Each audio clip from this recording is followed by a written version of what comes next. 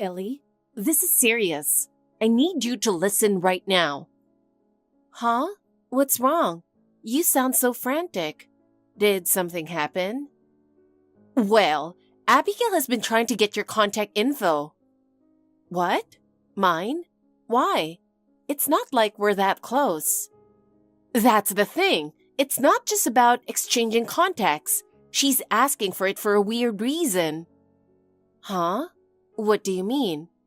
Just the other day, I was having a conversation with some of the moms involved in my son's soccer team, and Abigail was going around asking if anyone knew how to reach you. She was doing that? But for what? That's what's strange. It doesn't seem like she just wants to be mom friends. I think she's got a thing for your husband. What? Wait a second, are you serious?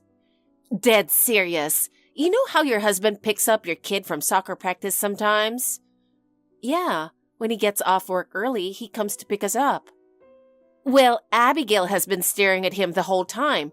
Then later, she was saying stuff like, Ellie's husband is so handsome, I'd love to talk to him sometime. You're joking, right? That was just small talk, wasn't it? No. It was obvious she was after him. Even the other mom said it seemed suspicious. Wait a second. So that's why she was looking for my contact info? Exactly. And on top of that, she was asking a lot of questions about your husband's job and work hours. She was way too interested. That's not normal. Is she planning something? That's why I wanted to warn you first. You really need to be careful. Thanks. I'll keep an eye out. Hello, Ellie. Abigail, right? Yes. I'm so happy you remembered me. Do you have a moment to talk? Sure. Ellie, nice to meet you. I'm so happy we can chat on WhatsApp. Believe it or not, my son plays soccer too, and he's in the same club as your son. I thought having our kids in the same club would be a great way for us to get to know each other. So I wanted to reach out. Nice to meet you, and thanks for reaching out. We just recently joined the soccer club, so there's still a lot I don't know. I'd really appreciate any advice you can share. Oh, I see. But I watched your son play, and he's really talented. Some of the other moms and I were talking, and we all think he has a lot of potential. He'll probably become a regular in no time. Compared to the other kids, his place really stood out. Oh, not at all. He's still got a long way to go, but he's doing his best. Still, he was really impressive. I can't wait to see how he develops in the future. How old was he when he first started playing soccer? He started getting familiar with the ball around 2 years old. Wow! So he's been playing for 7 years already? That's amazing! My son's only in his second year, and I wasn't sure if he'd stick with it. But maybe I should have him keep going a little longer.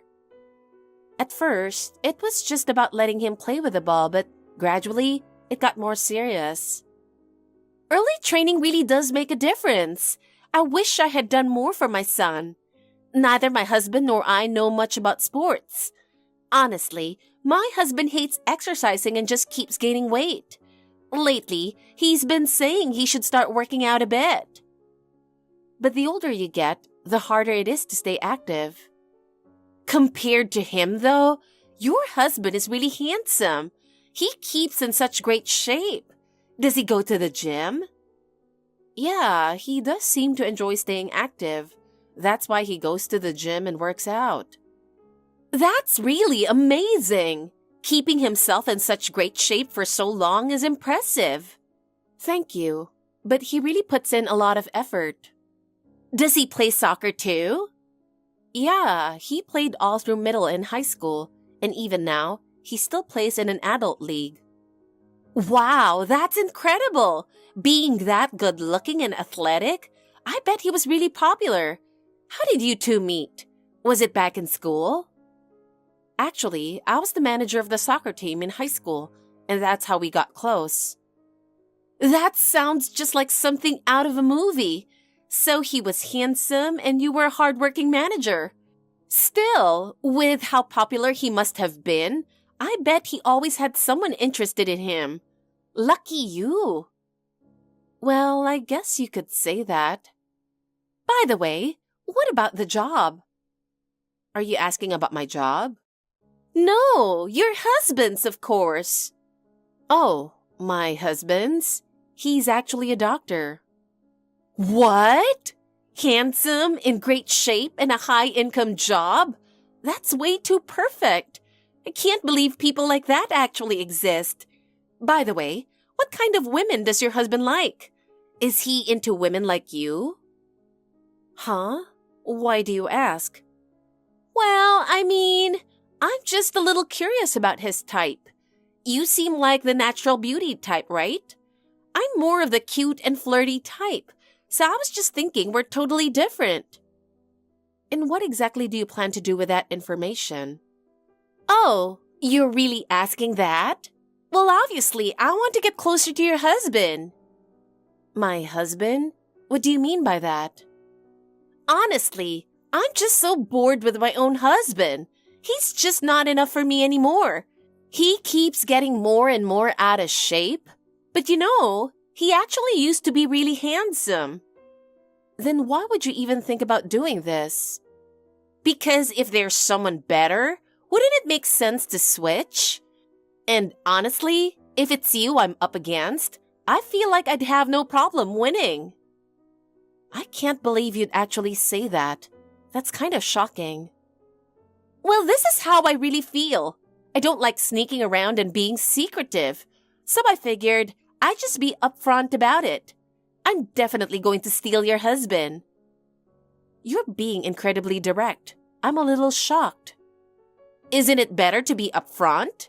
That way, there's no confusion. Besides, a little competition makes things more exciting. A challenge is always fun, don't you think? I'll admit, Abigail, you really are beautiful. Even from a distance, it's obvious.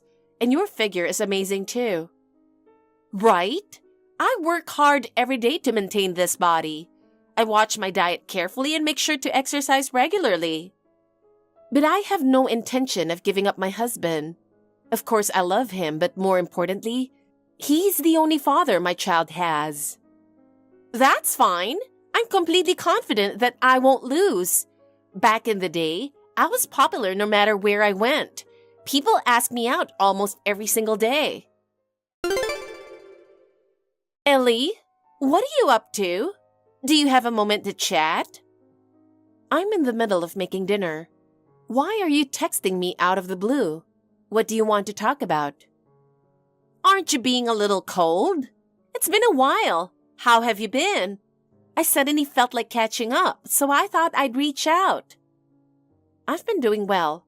Your message out of nowhere caught me off guard. Oh, I get that. By the way, the rain is really something today. It's such a hassle to go outside. Days like this are perfect for relaxing at home. It's the rainy season, so it can't be helped. On days when there's no soccer, we typically chill at home and relax. With this weather, going out feels like a hassle. I know, right? I haven't seen you in so long. I miss you. Since it's such a rainy day, I thought it'd be nice to just chat for a bit. Your husband looks so good even when he's driving. Honestly, he's way too good for you. Why are you in my husband's car? Did you force your way in? What happened? I was taking shelter from the rain with my son, and by chance, your husband happened to drive by. He was so kind and offered to give us a ride. It really helped. Since my son was with me, we weren't alone together, but to anyone passing by, we might have looked like a little family. With all that rain, I doubt anyone was paying attention or could even see clearly. Oh no, how scary. You don't have to be so serious about it. Haven't you run into your husband? Huh? My husband? I saw him walking with an umbrella. It was pouring, so he was completely drenched. Oh, he's fine. He never catches a cold. Even though he was soaking wet, he was running as fast as he could, just to pick you two up. I actually thought it was pretty admirable. Oh? If you really think that, do you want to swap husbands? I wouldn't mind at all. In fact, I'd be open to trying it out. Even as a joke, I don't think you should say things like that. You should at least consider how much your husband cares about you. Someone who thinks about you that much, you really shouldn't take him for granted. You should appreciate him more. But my husband is a bit clueless, and he's a government worker. It's a stable job, but honestly, he's kind of boring. Is that so? But your husband is really kind and devoted to his family. Compared to that, your husband is absolutely amazing. He's fun to talk to, good-looking, and I could just stare at him forever. I can totally imagine him looking awesome, even in his sleep. Stop imagining things. Don't think about my husband like that. Oh, I know. I'm hungry. How about we go eat? I'd love to talk with your husband more. It's hard to have a proper conversation with you around, so this is my chance. What? Stop it. More importantly, did you contact your husband? He'll wait for a bit, and if we don't turn up, he'll simply go home. My son being here is kind of in the way, but oh well. Since we're already out, we might as well grab a meal before heading back. Wait a second, you can't just do that. I've made his meal already. Ellie, how have you been? You always text out of nowhere. What is it this time? I wanted to talk to you about what happened the other day. Jesus, are you for real? Yeah, it turned into such a wonderful memory for me. I had such a great time the other day. I wish we could have gone on a longer drive to more places. Your husband looked so handsome driving that day. Next time, I hope we can have more time alone together. Oh, you mean what happened that day? I heard that your husband waited in the rain for a long time. He caught a cold and ended up going to my husband's hospital. I was really worried. I don't care about my husband. It's his fault for waiting too long, isn't it? Still, you could have at least contacted him. Even my husband said he felt bad about what happened. It doesn't matter. I just wanted to have a meal with your husband. But from what I heard, you were a bit forceful about it. What exactly happened? What are you talking about? I heard that when my husband's car was passing by, you suddenly jumped in front of it. Is that true? He said you almost got hit. Why would you do something so reckless? And after that, you suddenly opened the passenger door and got in without saying a word. That's not something a normal person would do. Oh, did I do that? The rain was so heavy that day, maybe I panicked a little. It was such a small thing, I hardly remember. But I also heard that after that, you went to a diner. You suddenly said you had a stomach ache, so he stopped at a diner. And then your kids said they were hungry, so you all ended up eating together, right? But just because that's what your husband told you doesn't mean it's the truth, right? What do you mean? I'm just repeating exactly what I was told. Well, if your husband told you everything exactly as it happened, you might have gotten angry or upset, don't you think? So maybe he softened the story a little. I see. So what you're saying is that your version of events is different from what I heard? That's right. To me, your husband looked so charming when he kindly offered to help me in the rain. And when he asked if I wanted to grab a meal, I was so happy. Of course, since my child was there, we went to a diner. But he said that next time, we ought to go out alone together. I see. So what you're saying is completely different from what I heard. It's up to you which story you choose to believe, but maybe your husband exaggerated things a little to protect himself. After all, sometimes it's hard to tell the whole truth. Are you deliberately trying to cause problems between us? Or do you have some other motive? I'm just saying, we don't really know what the truth is. My husband and I have been together since high school. We trust each other so much that we can tell right away if one of us is lying. He's not the kind of man who would be swayed by someone like you. Oh, is that what you think? No matter how much you believe in him, I might just find a way to break that trust. No matter what anyone says, I trust my husband. I believe in him, so whatever you say doesn't matter to me. Oh, really? Keep saying that while you still can, because next time, I will be alone with your husband. Ellie! Ellie! I need to tell you something urgent. Why are you so panicked? What's going on? It's about your son. What? My son? Calm down and listen. Your son was rushed to the hospital. You need to get there right away. This isn't the time to sit around. My son is sitting right next to me. Are you sure you're not mistaken? What? Don't joke around. Do you really think I'd lie about something like this? Did you even check properly? Do you have proof that your son is actually there with you? Anyway, just go to the hospital and see for yourself. What if something really happened? You'd regret it forever. I understand, but I'll have my husband go to the hospital instead. Wait, what do you mean? Why is he going? You should be the one going. Is there a problem? He's our son's father, so it's only natural for him to go as a parent, and I'll head there afterward. Isn't your husband at work right now? Can he even leave so suddenly? And is this really something worth calling him over for? Going by yourself is all you really need. If my son was really rushed to the hospital, that's a serious situation. If he's in danger, of course, I should inform his father immediately. And who we involve in our family matters is up to us. It's not your place to tell me what to do. Well, I mean, that's true, but please don't tell your husband. Why not? That's because you lied about my son being hospitalized, isn't it? Yeah, I lied. I knew it. Actually, I had a bad feeling today, so I went to pick him up earlier than usual. After my son's soccer game ended, I picked him up right away and took him straight home. But isn't your son number 8? When I looked at the field, I saw a kid with number 8 still playing with his teammates, so I thought his ride was just late. My son is number 10. The kid you saw was someone else. So, it was my mistake?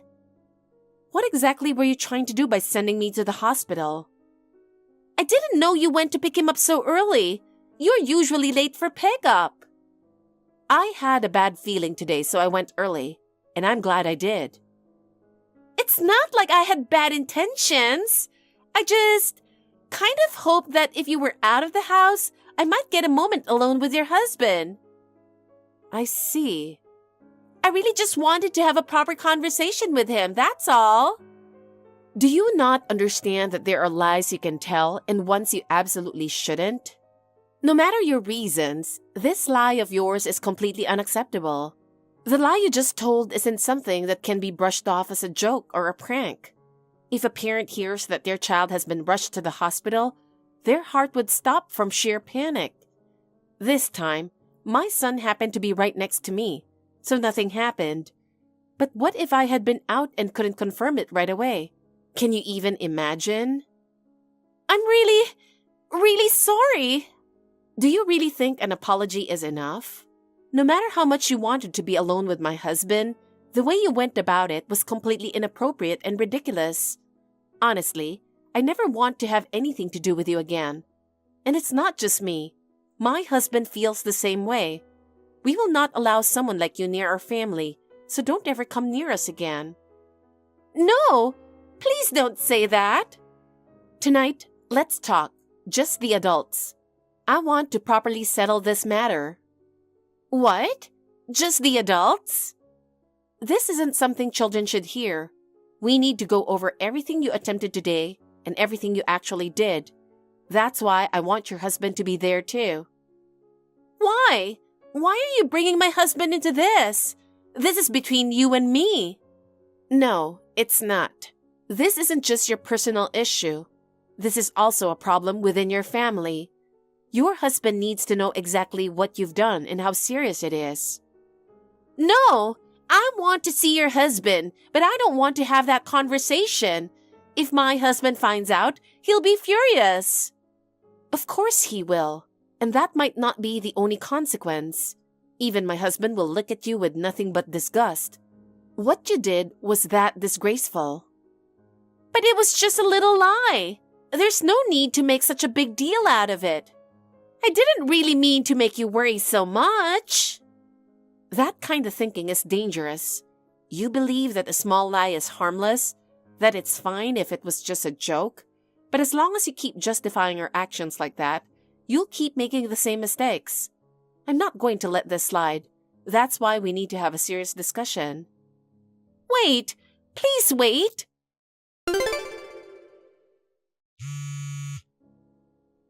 What the hell is going on?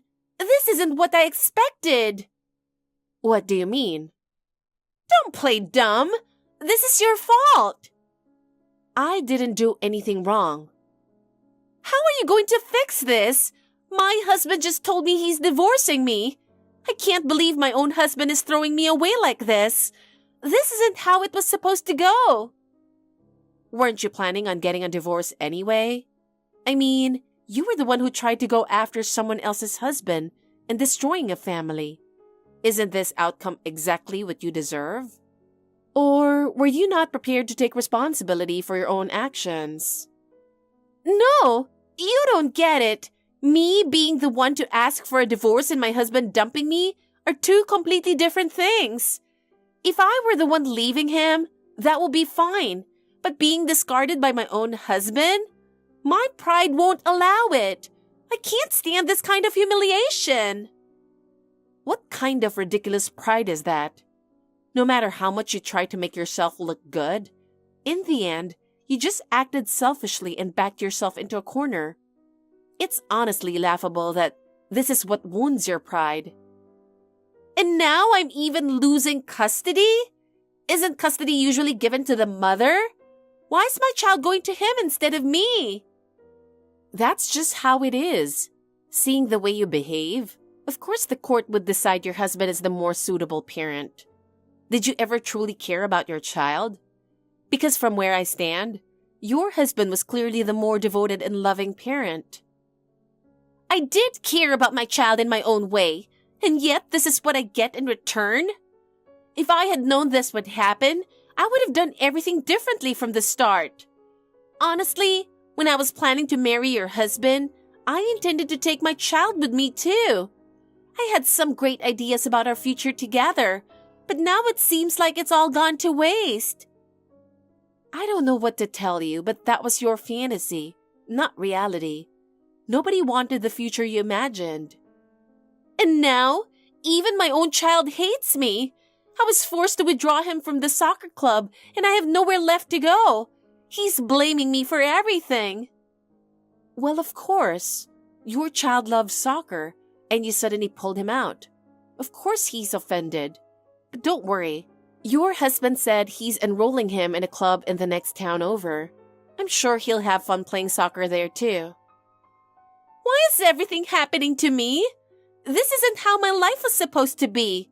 I was supposed to be happy with your husband. My husband and I have a bond that nothing can break. No matter what challenges we've faced, we've always trusted and supported each other. Our relationship isn't something that could fall apart over a moment of temptation like yours. So, there was never any place for me from the start. Your husband truly loved you. Why didn't you cherish that? It's such a waste, really. I know that, but I just got bored. Chasing love is more thrilling, more exciting.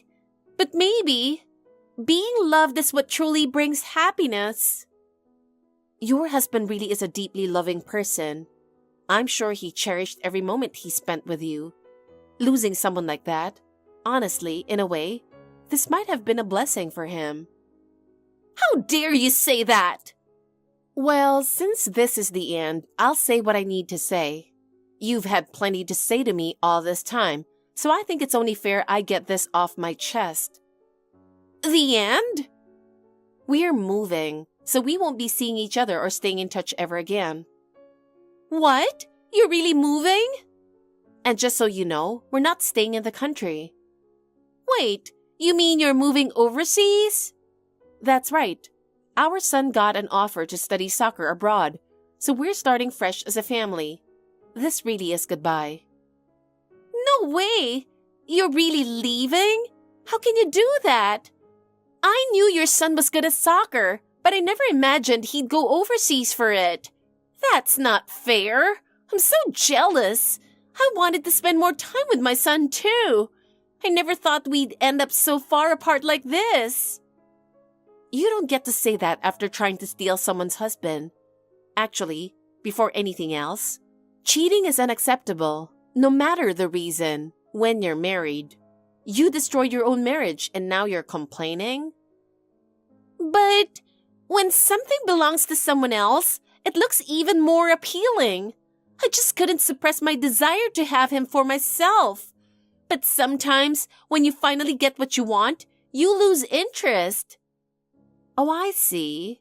So once something is yours, you immediately get bored with it. That just sounds selfish. I guess you're right.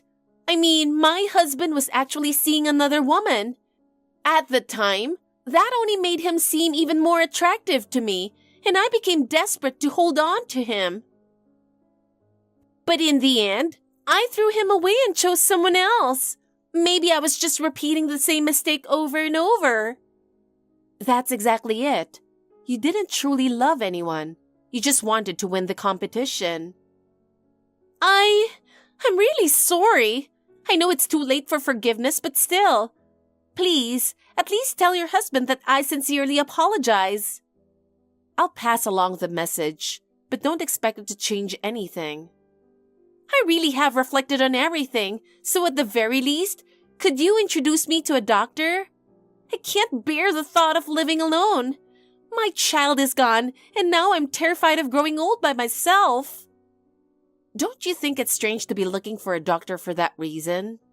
The majority of women married to doctors are strong and independent. Someone like you who clings to men wouldn't be very well received. That's not true. And I get that I messed up. Even so, I can't introduce you to anyone. And just because you apologized doesn't mean I intend to forgive you. No way! These kinds of things aren't easily forgotten, even with time. Don't push me away like this! Please, just hear me out one more time. I've no intention of getting involved with you any further. Goodbye. Wait! Please don't abandon me. What can I do to be forgiven? Help me. Some time has passed since then, but I still hear rumors about Abigail from time to time. It seems she hasn't changed her ways and still tries to rely on men to get by. At first, she tried to get close to a young businessman, but his family strongly opposed her, and in the end, he rejected her. Then, she attempted to pursue a wealthy doctor, but his wife caught on quickly and cut off all contact. And finally, she became infatuated with a man who seemed wealthy, only to find out he was a scammer who ran off with all her savings. I can't believe I got scammed, she reportedly raged. But considering everything she had done to others, wasn't it simply karma? After that, she became emotionally unstable, turned to drinking, and was gradually pushed away by those around her. She never had many friends to begin with, but now she's more isolated than ever. If she had truly reflected on her mistakes back then, maybe her life could have turned out differently. But she chose not to change. And because of that, whatever fate she faces now is simply the result of her own actions. As for me, my husband and I are still living peacefully together. We're expecting our second child soon, so now, more than ever, I want to cherish the time I have with my family.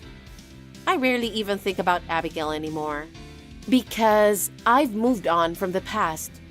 All I want is to live happily with the people I love, and that is my greatest happiness.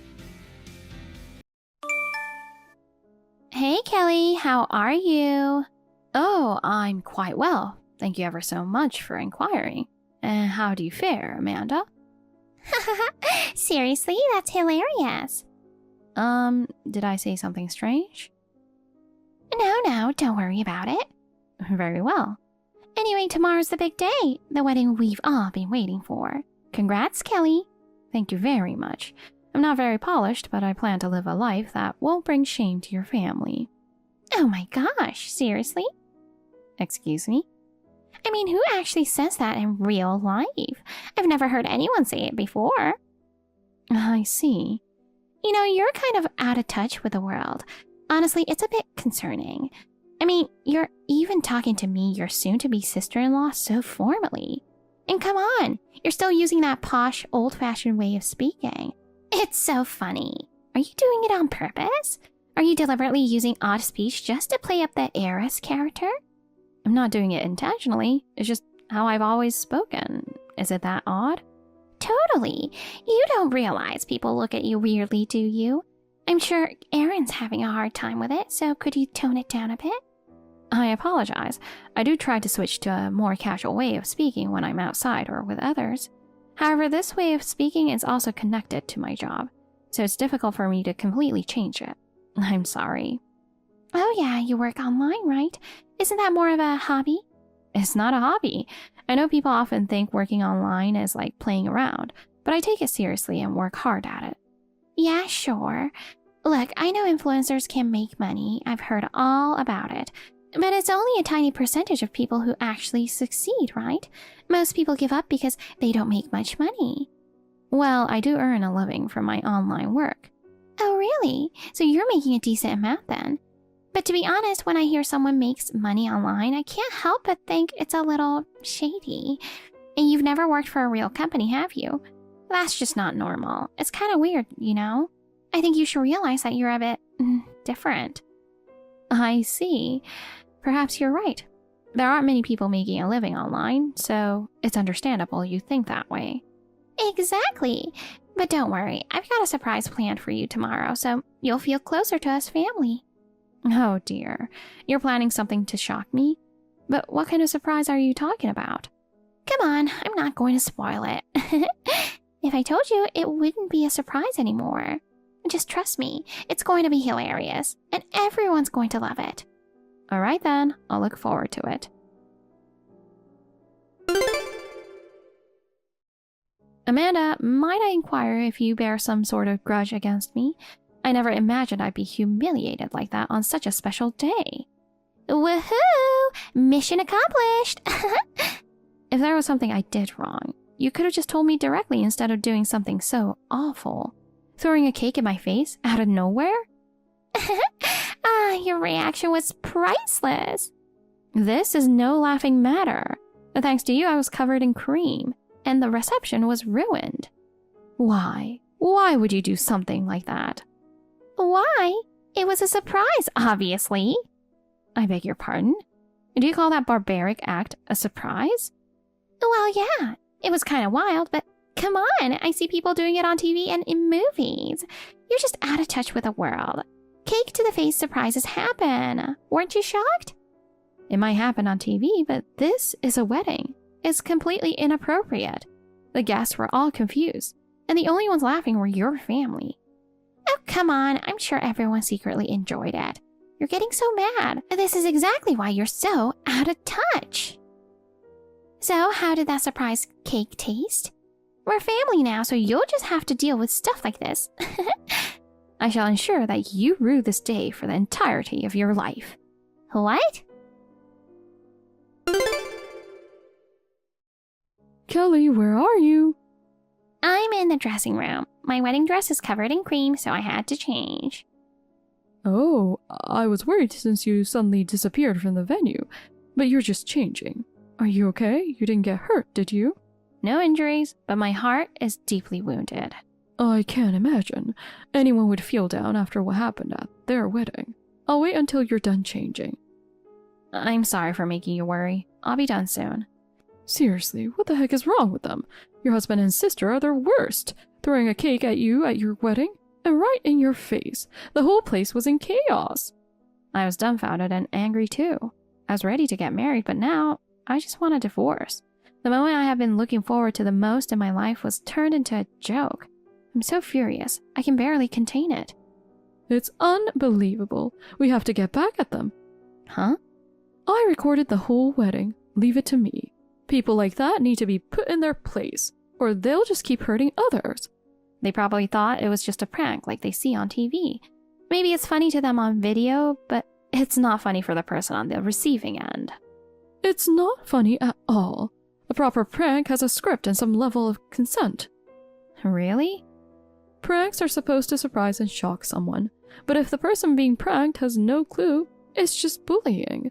A truly good prank makes both the audience and the person being pranked laugh and enjoy it.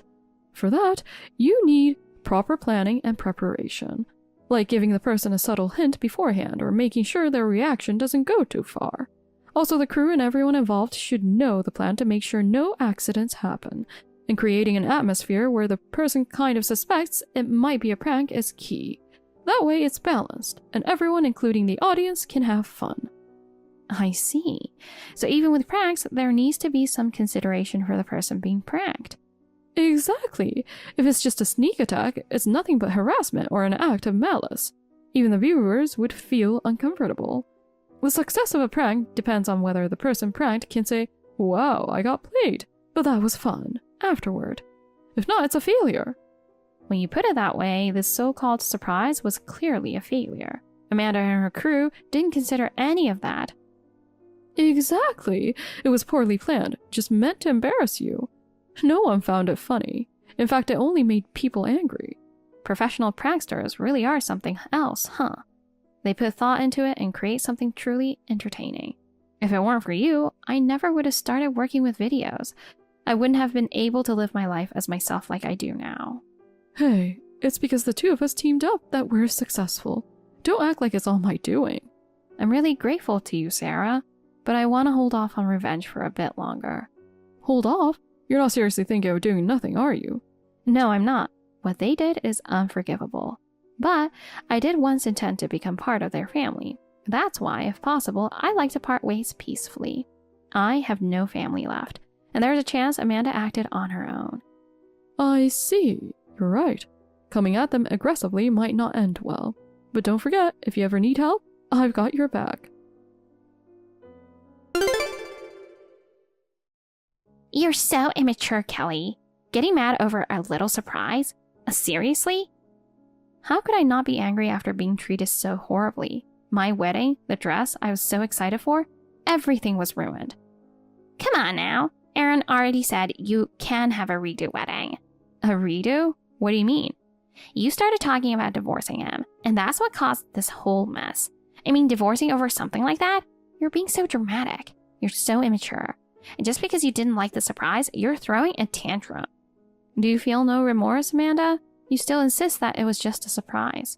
I was just trying to help you fit into this family, you know. You're so naive and sheltered, so I gave you a proper welcome, our style. Aaron was totally into it too. Said it was training you. Training me? Yeah, you speak so weirdly. People in the family are starting to look at you funny. I know you try to tone it down during family gatherings, but around my parents, you're still talking like that. Mom even started wondering if you were challenged or something. So to prove you're not, we came up with this surprise to help you loosen up. So your family and even Aaron were just enjoying making a fool of me? You're making it sound so bad. Sure, we laughed at you, but it's all in good fun. We're family now, right? It's like no boundaries anymore. And you know, a wife's job is to obey her in-laws, no question asked. You're like the perfect little servant we never knew we needed. Servant? I see now. You never considered me family at all. Well, technically you're family, but more like a servant, you know. It's your role to serve us. And honestly, the way you talk is super creepy. So we don't really want to think of you as family. I mean, you're still talking like that even now. Drop that I'm from a noble family act already. It's embarrassing at your age. I understand perfectly now. It seems I don't need to hold back against you people who don't even see me as family. What are you even talking about? Are you seriously mentally ill? Do you actually think you're some kind of princess? That would be hilarious. You're just a regular person, you know. An ordinary woman with ordinary limits, so get real. I am very much aware of reality. The reality that my lifelong partner and his family threw a cake in my face, and I am now seriously considering divorce. That's what's wrong. Just stay married. Otherwise, his reputation will be tainted. We're doing you a favor by taking in a clueless leftover woman like you, so what's your problem? Everything is a problem. I don't love him anymore. I won't forgive you for ruining my special day, and if your family was in on it, I'll take you all down together. I hope you lose everything in your life. I'll destroy your family's company too. What? You're going to take down my family and our company? You really are crazy, aren't you? What could a regular, ordinary woman like you possibly do to us? Go ahead and plot your revenge in your little fantasy world. You've got to be kidding me, Kelly. What seems to be the problem? You sent me a bill for the dress cleaning and the wedding expenses. Why am I getting something like this? Oh, what's so surprising about that? You're the one who ruined the dress and caused the wedding to be called off, so it's only natural I'd ask you to cover the costs. But the amount is way too high. Just because Aaron and I are the heirs to the company doesn't mean you can rip me off like this. You were just trying to marry him for money, weren't you? How low can you get? The amount was calculated by a lawyer and is entirely reasonable, so there's nothing unfair about it. Please, make the payment. What are you talking about? There's no way you hired a lawyer that quickly. I asked the one who used to be the legal advisor for my father's company, so I didn't have to waste time searching for one. Wait, company? What are you talking about? You're just a regular person. Oh, I apologize. My parents were the owners of a major company. They both passed away in an accident, and the company has since gone to someone else. Wait, you are a founder and CEO's daughter? Yes, I even work there from time to time. Thanks to that, I still have a few connections. The lawyer also has always looked out for me, so he agreed to take on this matter. I've already sent a file to your home. I've included photo evidence as well, so you can't deny it. Please make sure to check.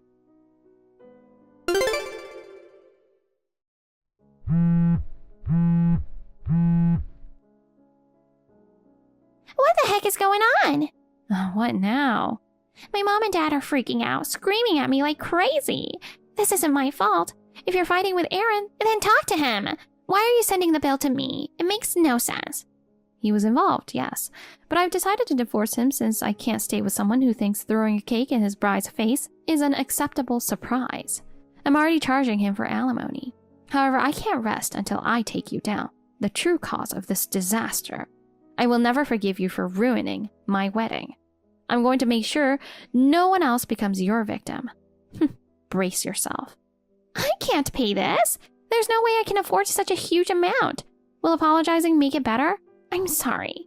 Please just let me off. So you're asking for a reduction in the bill? Of course. I don't even want to pay it at all. Very well, I will reduce the amount. Really? Yay. However, there are conditions. You'll need to agree to them. What conditions? I will bring you the paperwork later. If you sign it, I will consider reducing the amount. I don't really get it, but just bring me the paperwork already. Understood. I can't believe this. What a wicked woman you are. You are truly the worst. What was that? Some kind of payback for the surprise? What are you talking about? Don't play dumb. You uploaded your wedding video online without my consent. This is a violation of privacy. I'm going to sue you. Excuse me? Without consent? A popular YouTube channel posted the video from the wedding. Now people have figured out who we are, and my house and my parents' house are getting bombarded with complaint calls. They're even throwing cakes at our door. This is harassment. If you're being harassed, please contact the police. There's nothing I can do about that. Besides, the video had blurring to protect your identity. It would be hard to claim a privacy violation with that. Shut up! This is happening because you posted that video online. You owe me damages. Didn't you sign the agreement? Huh? You signed it when we agreed to reduce the bill. It was a consent form allowing me to post the video online with the necessary privacy protections. That was for you to post it, but I didn't agree to it being sold to some big YouTube channel. That's a violation. No, there was no violation. Come on! I'm the one who uploaded the video, and the channel you're talking about? It's one I started with a friend. What? Wait a second. I'm lost. My friend Sarah and I run a video channel. Originally, it was just her, but we formed a duo and now upload videos together. The channel focuses on the contrast between the lifestyle of a so-called heiress and a regular person, and it's gained some popularity. I knew you worked online, but I had no idea you were running a huge channel with over 100,000 subscribers. Oh, I mentioned it before, but I suppose you forgot. Wait, you went to a normal university, didn't you? All that heiress stuff is just a lie. How can you not feel ashamed making fake videos like that? I lost my parents and most of their wealth went to my relatives, so I couldn't afford a private university and had to take out loans for my education. But my way of speaking always made me stand out, so I could make friends there. That's when Sarah reached out to me and invited me to join her in making videos. Over time, my heiress persona became part of my identity. It helped me embrace who I am, and I owe my confidence and success to Sarah and our video work. And now, thanks to our videos, I earn a comfortable income. So I wouldn't say I'm a fake heiress. But posting a wedding video is way out of line. It's too much. Aren't you the one being out of line? People don't normally get this kind of backlash from a wedding video. Besides, as someone who makes a living from vlogging, I know how to protect identities when I post. If you were still identified, maybe it's because you posted your own videos too? Well, yes, but it's not like my videos reach 1 million people like yours. People can be identified from the smallest details. You even mentioned your dancing skills during your wedding speech. It's common sense to make sure no one can identify you when posting online. Honestly, you're the one who seems out of touch with reality. Don't mess with me. What you're doing is criminal, you fraud. Kelly, please help me. If this keeps up, I'm going to have a breakdown. Ever since the wedding video was posted, the calls are not just coming to my house, but also to my parents' company. The phones won't stop ringing, and it's disrupting their business. On top of that, strange rumors are spreading, and some business partners are talking about canceling deals. If this keeps up, the business will go under. Please do something. I understand. I will make sure to publicly acknowledge your apology in the video. However, the situation has escalated beyond what I can personally control. Even I didn't anticipate it would blow up this much. You have to do something. Do you want me to get down on my knees and beg? The video editing is handled by Sarah, so if it's urgent, please contact her. I have permission to share her contact info. Really? Then please give it to me quickly. Take the video down immediately. Huh? Who is this? It's Amanda, Kelly's sister-in-law. Oh, Amanda. You're getting in touch quickly, I see. Kelly told me you're managing the channel. Please take the video down right now. I can't live a normal life like this. I've heard the whole story from her. It seems like a different version of the wedding video is circulating now. One without the blurring. That makes it easy for people to identify you. Do something! Even though I've apologized, no one believes me. Is that the way you ask someone for help? Please, I'm begging you. Just make it stop. Even if you beg, there's nothing more I can do. Why not? The video has already been taken down, and I posted a message saying there was an apology. If things haven't settled down by now, maybe it's because of how you've acted all this time? What are you talking about? I've never done anything to make people hate me this much. Oh, really? Then what's all this written on this website? What? This is unbelievable. I didn't know there was an article like this online. It really explains why so many people have a grudge against you, doesn't it? It's all lies. Lies! That stuff about me bullying is fake. Those photos and videos are doctored. Is that so? The photos and videos look like you. And to be honest, even from a professional standpoint, it doesn't look altered at all. They aren't fake. They're real. And frankly, I feel sorry for the victims. That was just a joke. It was harmless fun. Stuff like that happens in school all the time. You might see it that way, but the people on the receiving end clearly held a grudge. I already thought anyone who could smash a cake in someone's face wasn't quite right, but you're really a piece of work. You ruined a wedding like it was some sort of game, and with that attitude, it's no wonder you can betray people without a second thought. Like parent, like child. What? Didn't your parents' company get caught for some shady business? What was it, tax evasion and extortion? There's quite a bit of information about that online now too. Former employees are posting all sorts of things. They're claiming they were laid off unfairly. Your whole family's going down. No, that's not true. Please believe me, it's not true. Stop it already. What's the point of dragging my family into this? Making a spectacle of us. How is that fun for you or anyone else? I keep telling you we didn't do anything, but why won't anyone believe me? This is all about your character. And let's not forget, you made a spectacle out of my best friend. Now it's your turn to be the one on display. Please do something. I can't even go outside anymore. The moment I stepped out, someone threw eggs at me. Even the police won't help. What am I supposed to do? This has gone beyond our control, and it's no longer just about the wedding. This is a mess of your own making. You'll have to deal with it yourself. Sarah, you probably already know, but Amanda's parents' company has gone under. Yeah, I heard. Considering all the shady stuff they were involved in, it's no surprise. But the whole family has gone missing, and I'm a bit concerned. I did hold a grudge, but I never expected things to escalate this far. Oh, Kelly, don't worry about them. Their address was leaked online, so they're not really missing. Apparently they were caught for theft. The entire family got arrested. Oh my. And Kelly, you don't need to feel guilty about any of this.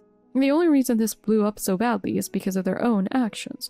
They poured gasoline on the fire themselves and played with matches. This is their own fault.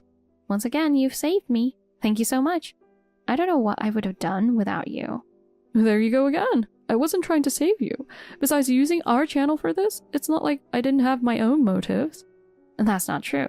If it weren't for you, I would have been at rock bottom. Huh? With the way I spoke and acted, people avoided me, and I was so lonely. I tried to fit in, but it never worked. The more I tried to change myself, the more I felt like I was denying who I truly was. It made me sink deeper into darkness. Yeah, I remember when I first met you. You were a bit withdrawn. Yes, I was scared to meet people, and I closed myself off. Then you invited me to start filming videos. It was my first time doing anything like that, and I was so anxious. But over time, the comments on our videos really saved me. People said the heiress character was charming and that I was a wonderful person. Your character definitely stood out. Honestly, you ended up way more popular than me. I'm fully aware that you have more fans than I do. For me, making videos has become my purpose in life. Meeting you and finding this passion has made you my lifesaver. Oh, come on. Don't make it sound like I did something huge. I just had ulterior motives when I approached you. Ulterior motives? Really? Back then, my videos weren't really taking off. I started to get envious of people who were posting as a team. You know, I was doing everything alone. But if I just said, hey, let's make videos together, people would have probably avoided me, right? I mean, I take this seriously. It's my job. And I didn't think most people would understand that. So I reached out to you because you were kind of an outsider too. I figured if things didn't work out, I could just blame it on you not knowing any better. That's how selfish I was. But you genuinely enjoy making videos, don't you? Lately, I've been feeling so guilty about that. Even with this whole situation, part of me joined in just to atone for what I did. I'm sorry, Kelly. I'm not as good of a person as you think I am. But you stayed by my side anyway. Well, yeah. Even if you had selfish motives at first, you chose to stay with me, didn't you? I love you, Sarah. Thank you for always being by my side and being my best friend. See? It's things like that. Did I offend you? Of course not. I love you too, Kelly. Let's stay best friends forever.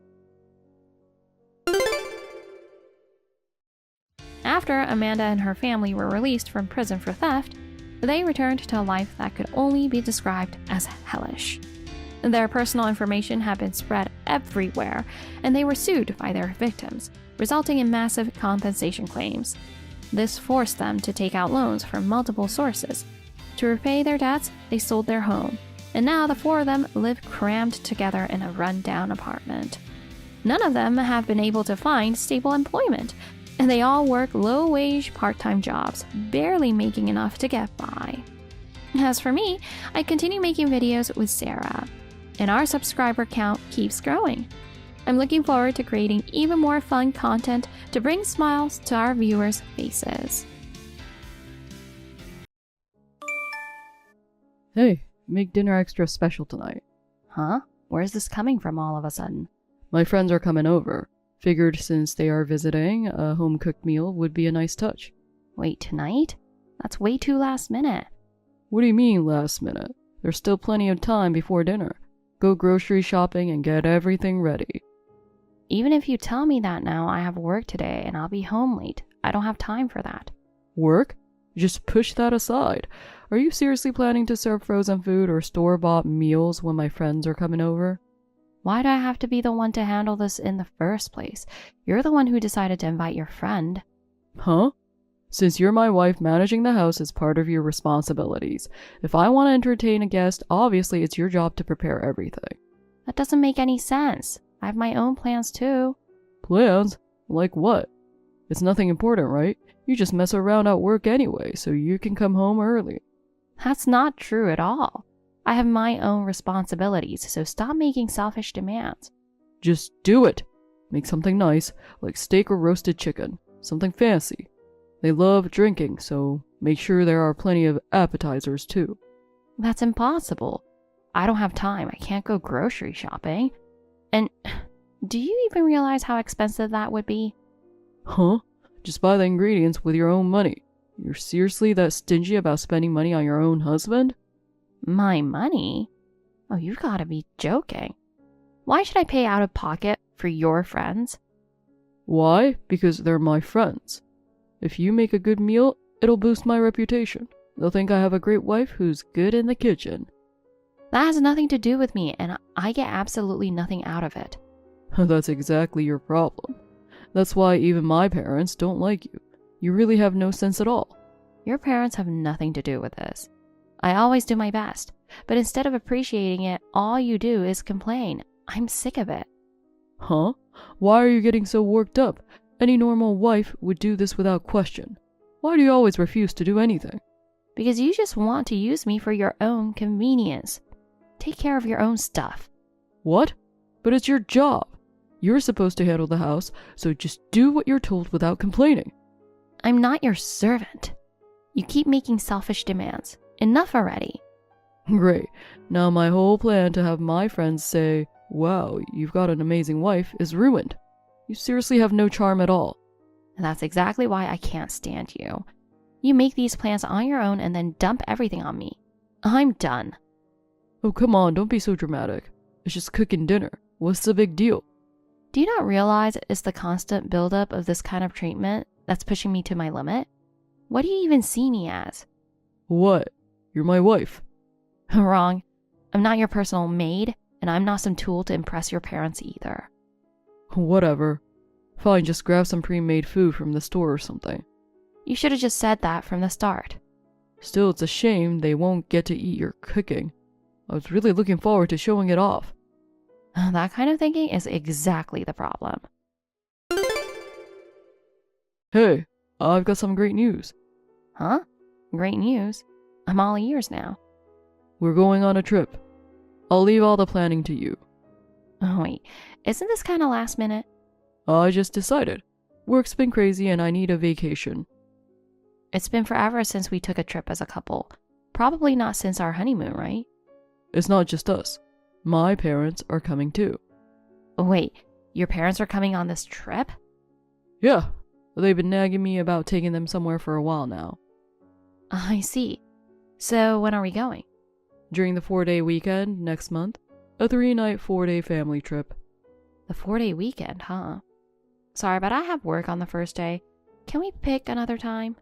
What? Just take the day off. That's the only time my parents and I can all go together. I really can't take that day off. Then just work during the trip. Oh, don't be ridiculous. Don't wait for me. Just go ahead and I'll meet up with you guys later. No, that won't work. Why not? I need you to drive while we're there. My dad gave up his license, and I want to be able to drink. That's not my problem. If that's the case, why not take a flight and just use taxis once we get there? That's a waste of money. If I'm going to spend extra, I'd rather use it on something else. Taking taxis everywhere would cost a fortune. If you drive, it's free. But then I wouldn't be able to drink with everyone. Yeah? So? What's your point? I want to enjoy a drink too. What? Are you serious? You're my wife. It's your job to suck it up. Who else is supposed to drive? I'm drinking. My dad can't drive anymore, so that leaves you. But this is supposed to be a vacation. I want to enjoy it too. Enjoy it? Your job is to drive and make sure we're comfortable. You never even considered that I might want to have fun too, did you? I don't really care about that. Anyway, I'm leaving all the trip planning to you. Make sure to book the hotel. It's a popular destination, so don't wait too long. Are you planning to help with anything? Why would I? It's your job to handle this stuff. Yeah, I figured you'd say that. Just don't pick some weird hotel, alright? Since we're going, I want to stay somewhere nice. Oh, and the food better be fancy too. A hotel with a big buffet would be perfect. My parents love seafood, so keep that in mind. I'm booking it now, so I can't guarantee anything. I'll look for a place that fits, but it's a holiday weekend. It's probably going to be packed. If you want a nice hotel, there might not be any rooms left. Figure it out. Call hotels directly or something. Just do your best. I'll try. My parents are really looking forward to this, so keep that in mind. Got it? Don't let them down. If you mess this up, they're going to hate you. They already do. I can tell by the way they act. Every time we visit, they're cold toward me, like I don't even exist. They've even served me smaller, cheaper meals than everyone else, and they barely acknowledge anything I say. I'm completely left out. You're just imagining things. No, I'm not. They don't even try to include me in conversations. Well, that's because you're an outsider. You don't share any of our family memories, so of course, you wouldn't fit in. That's not it. They intentionally choose topics I can't relate to. Especially your mom. She does it on purpose. Hey, what the hell? Are you seriously accusing my mom of bullying you? She's not that kind of person. Talking behind her back like that is messed up. You're being petty and cowardly. So I'm the bad guy here? You haven't even tried to open up to my parents, have you? If you want them to like you, you need to be the one to make an effort. Try getting along with my family. Honestly, you just have no charm. Charm? Yeah. You always try to do everything on your own, like you don't need anyone. You should rely on my parents more. Let them take care of you a little. Rely on your parents? If I did that, they'd just look down on me even more. There you go, being negative about everything again. That attitude is exactly the problem. Men like women who seem just a little helpless. Helpless? What does that even mean? Like if you messed up dinner and said, "Oops, my bad," in a cute way. Guys want to protect girls who are a little clumsy and ditzy. So you're saying I should fail on purpose?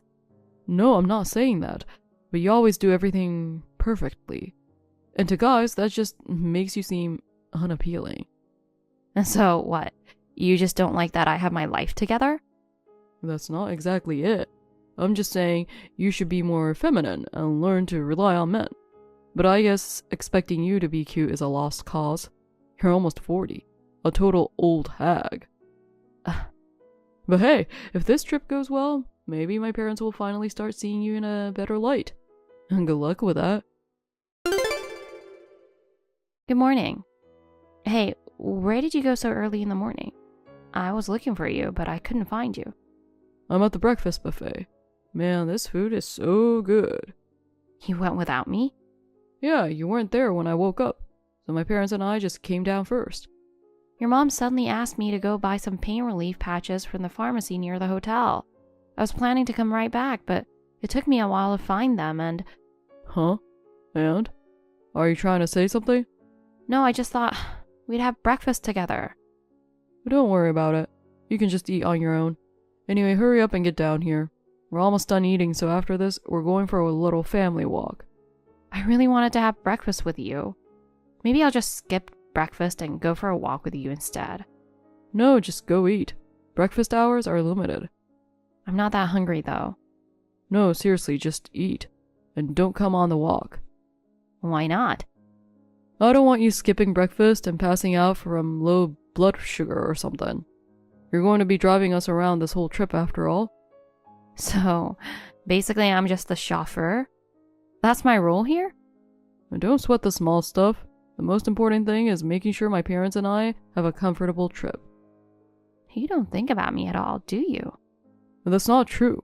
I care about you too, you know. Then at the very least, I wish you'd have had breakfast with me. Anyway, never mind that. I talked to my parents and we decided. We're extending the trip by another night. Wait, we're staying longer? Yeah, there are too many places we still want to see, and there's just not enough time. So we're adding an extra night. Let the hotel know, will you? Wait, you just decided that now? I can't just change the reservation last minute. There might not be any rooms available. Figure it out, that's your job. But what about work? I already took extra time off in advance, so no problem. Didn't want to go straight back to work after vacation anyway. I have work, though. Yeah, I figured. So just take the extra day off. I can't just do that. I already had to force time off for this trip. I can't keep dumping extra work on my coworkers. And then quit. What? Why do you sound so shocked? It's not a big deal. Your job isn't that important. Someone else can do it. Just quit. Every time we go on a trip, you bring up work, and honestly, I'm sick of hearing about it. Don't say it like it's that easy. I've worked hard to keep this job. I can't just quit on a whim. That would be completely irresponsible. Responsible? Isn't taking care of the household your real responsibility? And if you have to work, then at least find a job that pays better. It's not about the money. There are things I want to accomplish at this company. You might not get it, since you see work as nothing more than a paycheck. Huh? Work is just a paycheck. I don't care about your passion or dreams. Stop acting like your job is something special. I really wish you stopped treating my feelings like they don't matter. Hey, don't get the wrong idea. You're my wife.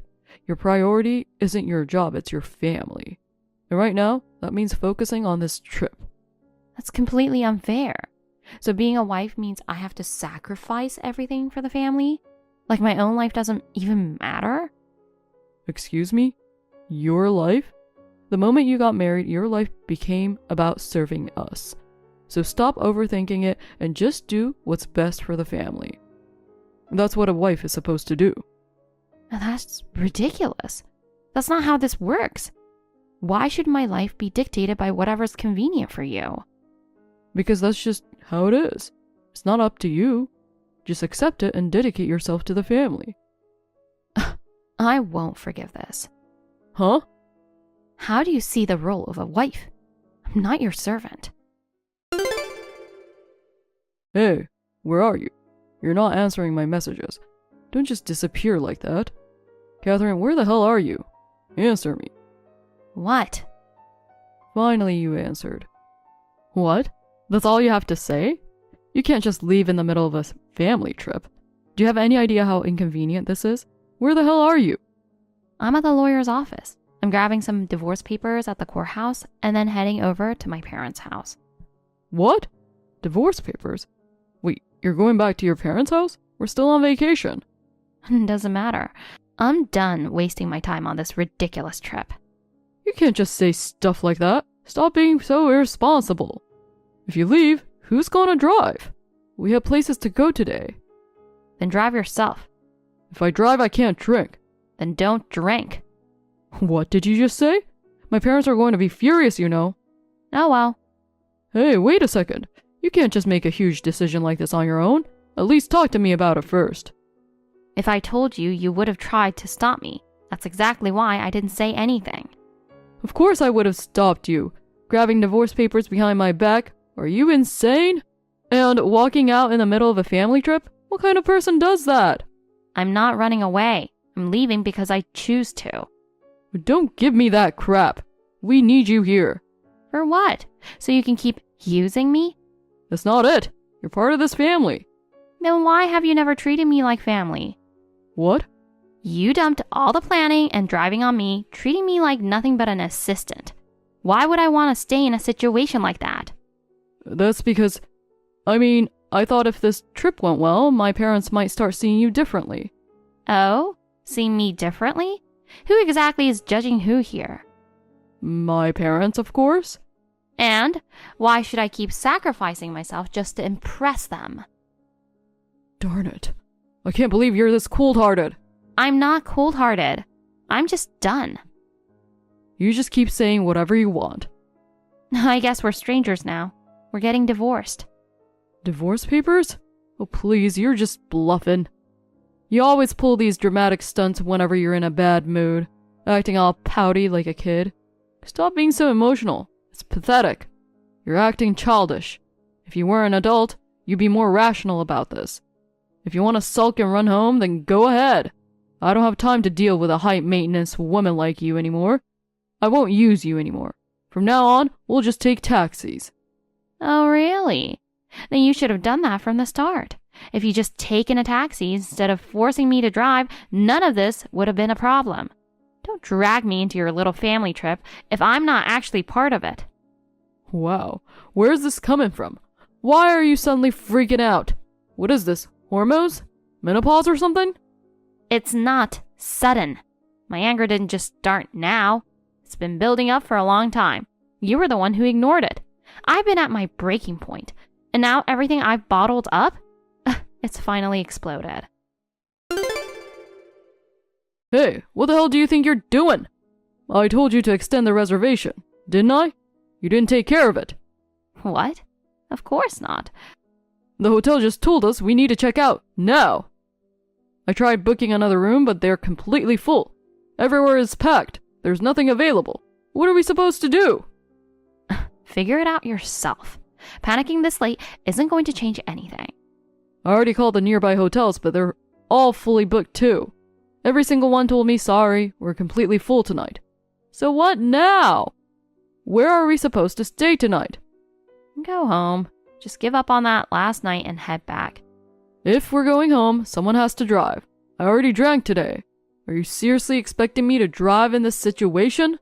Then take a taxi. If you don't have the money for that, guess you're stuck there. Maybe try sleeping in the car. My parents are with me. You really think they can spend the night cramped in a car? I can already hear them complaining non-stop. Then leave the car there and take the flight home. You could come back tomorrow to pick it up. Like hell I'm doing something that annoying. Wow, you're such a child. The second something goes wrong, all you do is whine instead of finding a solution. It's honestly pathetic. You're such a pain to deal with. If things don't go your way, you throw a fit and take it out on everyone around you. I can't believe I wasted so much time being with someone like this. Anyway, just don't even think about driving drunk. Damn it. This whole trip is ruined because of you. I was supposed to have a great time with my family, but you had to be selfish and screw everything up. How are you going to fix this? The trip is ruined? So what? Because of you, I wasted years of my life being married to you. Day after day, I put up with your selfishness, enduring everything without a word. So give me back my time. Give me back the years I wasted on you. What the hell? What exactly do you think I did? From the start, you only wanted a wife so you could use her like a servant. No matter what I did, you acted like it was just expected. Never a single thank you. You dumped every responsibility on me and thought it was normal. Before we got married, you were so sweet. You completely fooled me. I never imagined you were this selfish. Never thought you were this much of a piece of trash. What did you just say? I called you a piece of trash. Just being honest here. You treated me like a servant, ignored me during a family trip, and acted like I was invisible. You dumped all the planning on me, but never once considered my schedule. If that's not trash behavior, then what is? A wife shouldn't be complaining about stuff like this. It's your duty to take care of the family. I work hard and come home exhausted. You're supposed to pick up the slack. What the hell am I supposed to do now? Stuck with my parents like this. They're your parents, not mine. Why should I be responsible for taking care of them? I'll mail you the signed divorce papers. Just take care of the rest. Hey, are you reading my messages? What? Catherine, something really bad happened. What are you talking about? I crashed the car. Wait, don't tell me. Were you driving? Well, my parents refused to sleep in the car. They kept complaining, saying it was too cramped, that they couldn't spend the night like that. So I waited a bit for the alcohol to wear off, and then I started driving, but I ended up crashing into a guardrail. Unbelievable. You're a complete idiot. What the hell were you thinking? Do Do you not understand how dangerous drunk driving is? I thought I could handle it. I felt like I had sobered up enough and I figured driving would be fine. And this is the result. Is anyone hurt? My dad said his neck hurts, so I called an ambulance. That's it. Well, at least that's some kind of silver lining. But neck injuries can have long-term effects. You might not get off so easily. Seriously, what a mess. What am I supposed to do? What's going to happen to me? No idea. But one thing's for sure. You're screwed. Oh, and don't forget to pay for that guardrail you wrecked. How much is that going to cost? Who knows? But since you damaged public property, it's definitely not going to be cheap. The police and ambulance should be there any minute. What do I do? Why don't you ask the police? Just a heads up.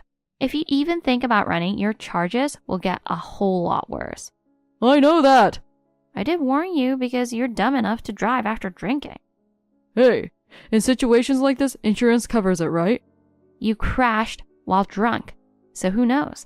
I'd say the consequences are going to be pretty severe. And since you already reported it to the police, whether or not insurance will even cover it is questionable. Did you at least call your insurance company? Well, not yet. Wow, you really are clueless. You should have called them right away. The first thing you're supposed to do in a situation like this is report it to your insurance. I just panicked. The moment I crashed, my mind went blank. All I could do was call the ambulance. I was freaking out. Didn't know what to do. So I called you. I figured you'd know what to do. Don't just come running to me when it's convenient for you. You never respected me or listened to anything I said. But the second you're in trouble, you expect me to help? You're pathetic. Because I couldn't think of anyone else. There's no one else in my life who would actually help me in a situation like this. Hey, what's going to happen to me now? The insurance will cover it, right? I'm not going to get arrested, right? No idea. But I do know that insurance won't cover the damage to your car or anything caused by your drunk driving. You did this to yourself, so you need to take full responsibility. What? So I have to pay for everything myself? Obviously. Wait, don't tell me you actually thought someone was going to bail you out of this mess. No way. Actually, my back feels a little off too. I mean, I only hit the guardrail, and it's not that bad, so I should be fine, right? It's probably nothing, right? What do you think, Catherine? I don't know. I'm not a doctor. It's your body. Figure it out yourself. But what if it's serious? If I get taken to the hospital, you'll come, right? Huh? Why would I? My parents have been complaining nonstop, but they're completely useless. Yeah. I can totally picture that. All they ever do is whine, never actually doing anything themselves. They love to run their mouths, but when it comes down to it, they expect everyone else to handle things for them. That's just the kind of people they are. They're nothing but dead weight. I knew it. I need you, Catherine. If you were here, you would have figured something out. Please, don't leave me. I'm scared of what's going to happen next. I need you by my side. No way. Unbelievable. You're pathetic, flipping your attitude like this. You treated me like trash all this time, but now that you're in trouble, you expect me to come running? Now that you're scared, you suddenly want my help? You want me to stay? But this is your fault too. Huh? If you had just done what I said and booked the extra night, or if you hadn't gone home alone, none of this would have happened. How is this not your fault? This is completely your own doing. Then it's my parents' fault. They kept nagging me to get home faster, so I had no choice but to drive. Yeah, that's it. This is all their fault. Oh, so now you're blaming them? Well, they were the ones who started treating you like an outsider. It's not my fault. I didn't do anything wrong. You joined in and ignored me just like they did. Your whole family is a bunch of cowards. You're wrong. I just went along with it. So you didn't even have the backbone to stand up for me? That's not what I meant. But the result is the same. You looked down on me, used me, and treated me like some prop in your fake little family. And if that's what you call family, then I don't need it. I divorced Brandon right away. I have nothing to do with him anymore. But his downfall after the divorce was almost like something out of a drama. Brandon was arrested for drunk driving, and Of course, his license was revoked. He had a meltdown, shouting, "How am I meant to live without my car? This is so inconvenient." But no one sympathized with him. On top of that, word spread to his company. To avoid ruining their reputation as the company that employs a criminal, they fired Brandon immediately. After losing his job, he begged his parents for help, saying, "I can't pay rent now that I'm unemployed." But they had bigger problems to deal with. His dad's neck injury from the crash was worse than expected. Even after treatment, he was left with chronic pain and could barely walk. Yet his mom had the audacity to shout, "It's your wife's responsibility to take care of the family. Go get Catherine back." As if I would ever go back. In the end, his mom had to take care of her husband herself. On top of that, she started working multiple part-time jobs just to support her unemployed son. She was way too old for that kind of workload, and apparently she was constantly exhausted, complaining about her miserable life at work every single day. And as for Brandon, he didn't even try to work, just leeching off his parents. At first, he claimed, "I'm just taking a little break." But of course, that didn't last. Eventually, even his mom got sick of him and kicked him out. With no one left to turn to, all he had was mountains of debt from his court fines and compensation payments. In the end, he had no choice but to take a live-in manual labor job, working himself to the bone. I heard he kept mumbling, "If Catherine had stayed, none of this would have happened." Oh, please. What a joke. This is just karma for how he used me and only acted nice when he needed something. Meanwhile, I've been living peacefully at my parents' house since the divorce. I don't have to walk on eggshells around Brandon anymore. I don't have to put up with his parents' nonsense. I eat what I want, go where I want, and finally, I'm free to live my life just for me.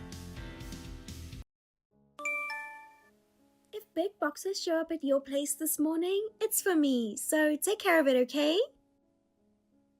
Huh? What are you talking about? You didn't tell me anything about this. Come on, don't stress over the little things. You're working from home anyway, you can handle packages, right? There are more than 10 boxes, so just stack them by the door. The stuff inside's fragile, so be careful with it. Oh, and can you open them up and check everything too? If anything's damaged, can you handle the return for me? More than 10 boxes, plus checking all the contents. You really should have given me a heads up. I did tell you, just now. I said it before they arrived, so it's technically a heads up, right? It's not like I'm telling you after the fact. If that counts as giving notice, then anything goes. Relax, it's nothing major, just some clothes, makeup, and basic stuff like that. Oh, and the cosmetic set coming later was expensive, so handle that one extra carefully. It's a limited edition. Why is it being sent to my place? Shouldn't you be receiving it at your own home? Well, you can only sign for it if you're home, right? I had plans to go out for a bit.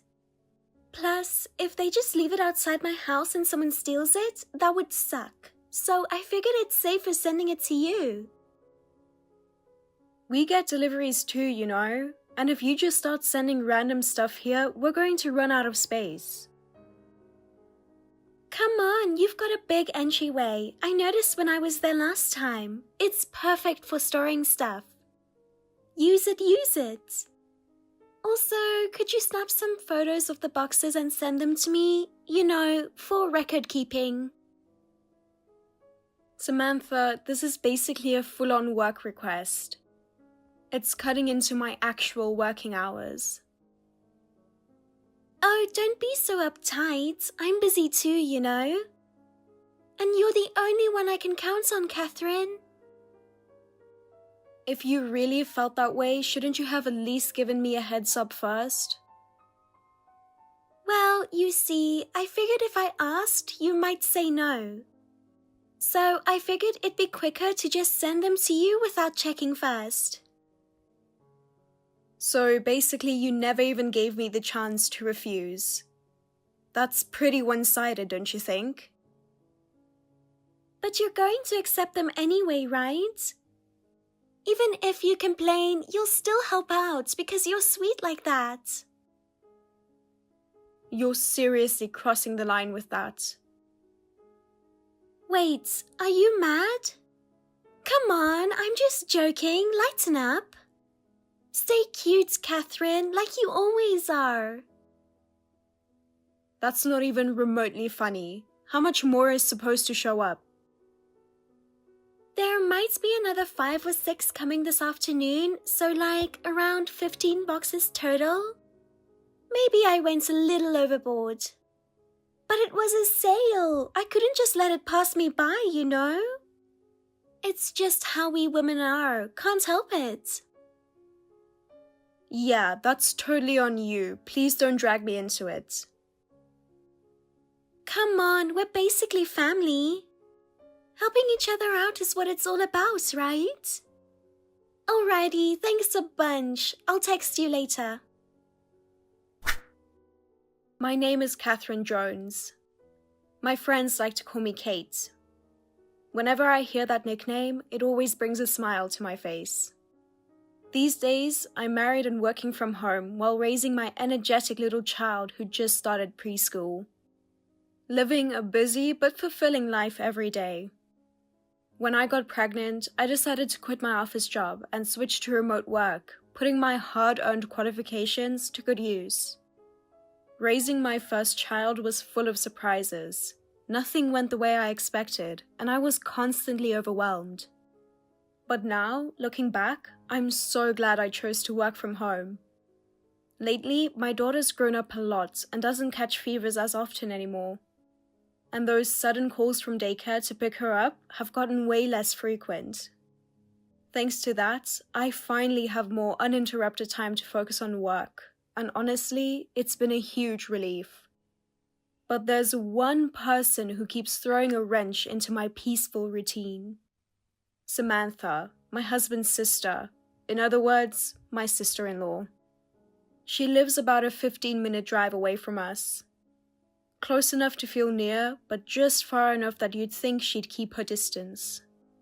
Even though she's a stay-at-home mom and doesn't have a job, she's gotten into this habit of showing up unannounced, dropping her kid off with me, saying she's too busy. No call, no text, just showing up like it's totally normal. Every time, I'm honestly shocked. Emma, my daughter, and Christina, Samantha's daughter and my niece, are both the same age and really close, which is great. But even so, her barging in without so much as a heads up is seriously stressful every single time. Just because I work from home doesn't mean I have all this free time. But she doesn't seem to care about that at all. She just comes over whenever it suits her. And to make things worse, sometimes she even asks me to help her with her housework, like cleaning or doing her laundry. As if it's the most normal thing in the world. At first, I was so stunned I didn't even know how to respond, so I just went along with it. I kept telling myself it's for my niece, my daughter's happy too, and tried to swallow how unfair it all felt. But lately, her favors have been getting more and more frequent, and I've been seriously struggling with what to do about it deep down.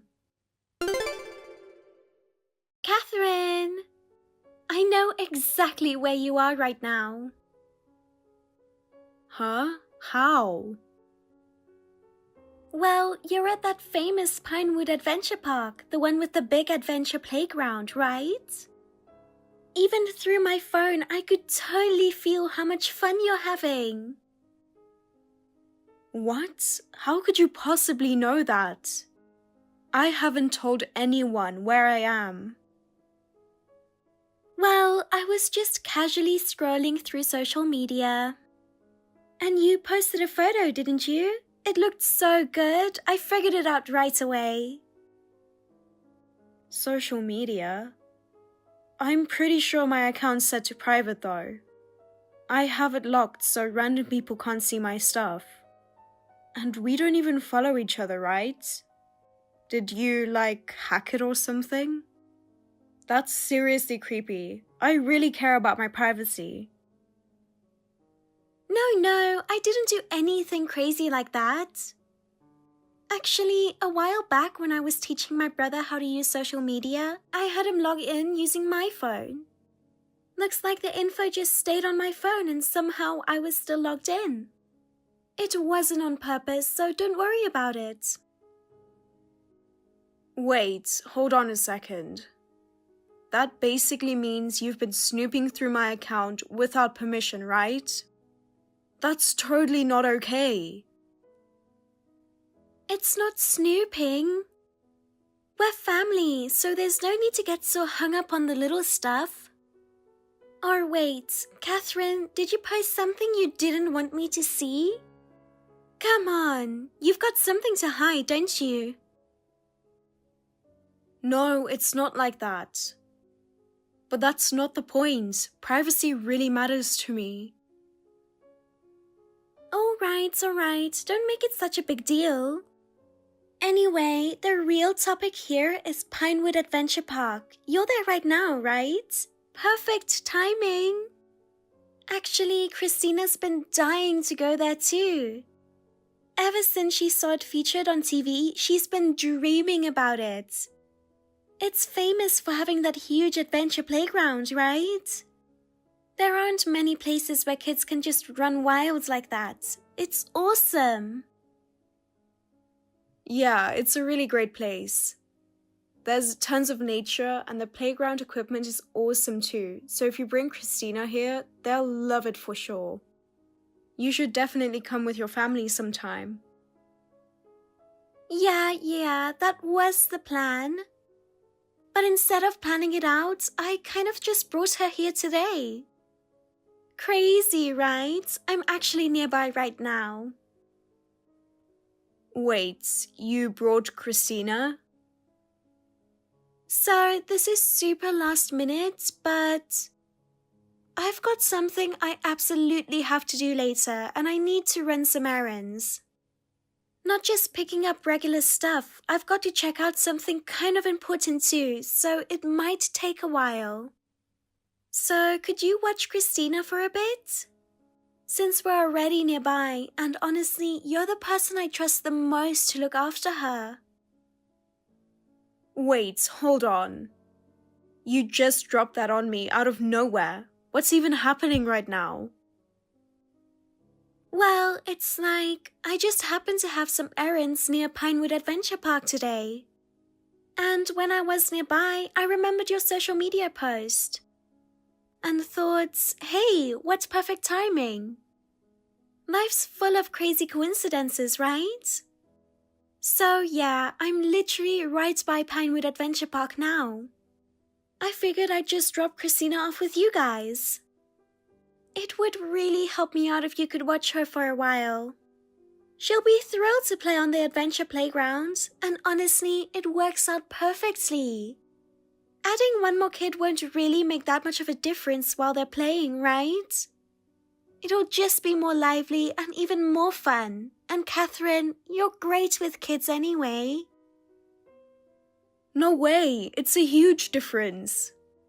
With all the playground equipment, you really can't take your eyes off the kids for even a second. And today's extra crowded, so you have to be even more on alert than usual. But hey, your husband's with you too, right? 2 adults should be enough. Honestly, this is the perfect time to tag team parenting as a couple. I'm actually jealous. It must be so nice getting to spend a day at the park together as a family. My husband's working out of state, so he only comes home once in a while on weekends. Most of the time, it's just me handling everything on my own. You guys have 4 eyes between you, so watching 2 kids should be no problem. It's such a blessing to have family you can count on in times like this, right? That's not the point. It's not about how many adults are there. It's about how hard it is to suddenly have a kid dropped on you without any warning. Plus, today's supposed to be a special day we promised to spend together, just the three of us. Oh, come on. Your daughter and mine are best buddies, right? They'll have a blast today too. If it makes the kids happy, isn't it better to just go with the flow? Just let them play together. It'll be fine. And once they're tired out, you can just take them back to your place. I'll drop off some snacks and drinks another time. It'd be awesome if you could feed her dinner too. Kids love eating somewhere different. It makes it feel like a special adventure, right? You'll do it, won't you? I'll come pick her up tonight after I'm done shopping. You want me to feed her dinner too? Exactly how long are you planning to be out shopping? This isn't just a quick errand, is it? Oh, that's a secret. I'm not telling you where I'm going or the details. Because if I did, you'd be even less willing to watch her. Come on, don't be so uptight. Just take her like you always do. Easy peasy. You're used to it by now, right? No need to overthink it. Plus, my daughter loves your cooking, you know. She said it's even better than what she gets at home. She was totally raving about it the other day, so I'm counting on you again today. You guys are off today too, right? I mean, sure, I'm kind of crashing your family time. But if you think of it as making new fun memories, it's not so bad, right? I'm about 5 minutes away from Pinewood Adventure Park entrance, so let's meet there. As soon as I park, I'll hand her over. Thanks again, Catherine. Samantha, you can't just spring something like this on me. Wait, at least, let's talk about it a little more.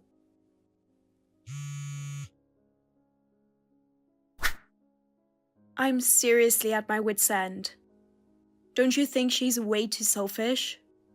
Whenever it's convenient for her, she just ignores my messages and forces her demands on us no matter what. So for my niece's sake, I reluctantly headed over to the entrance of the park. Then Samantha showed up in her car, dropped off Christina, and immediately drove away. What shocked me was that she didn't bring any spare clothes, even though they were going to play at the playground. She didn't give us any money for food either. That's always how it goes. But Christina and Emma were so happy they'd get to go home together, they were all excited. My husband tried to call Samantha to complain, but couldn't get through, so we fed her daughter dinner and lent her some clothes. And waited for my sister-in-law to come pick her up. But since the kids had a blast at the playground, they were tired and eventually fell asleep.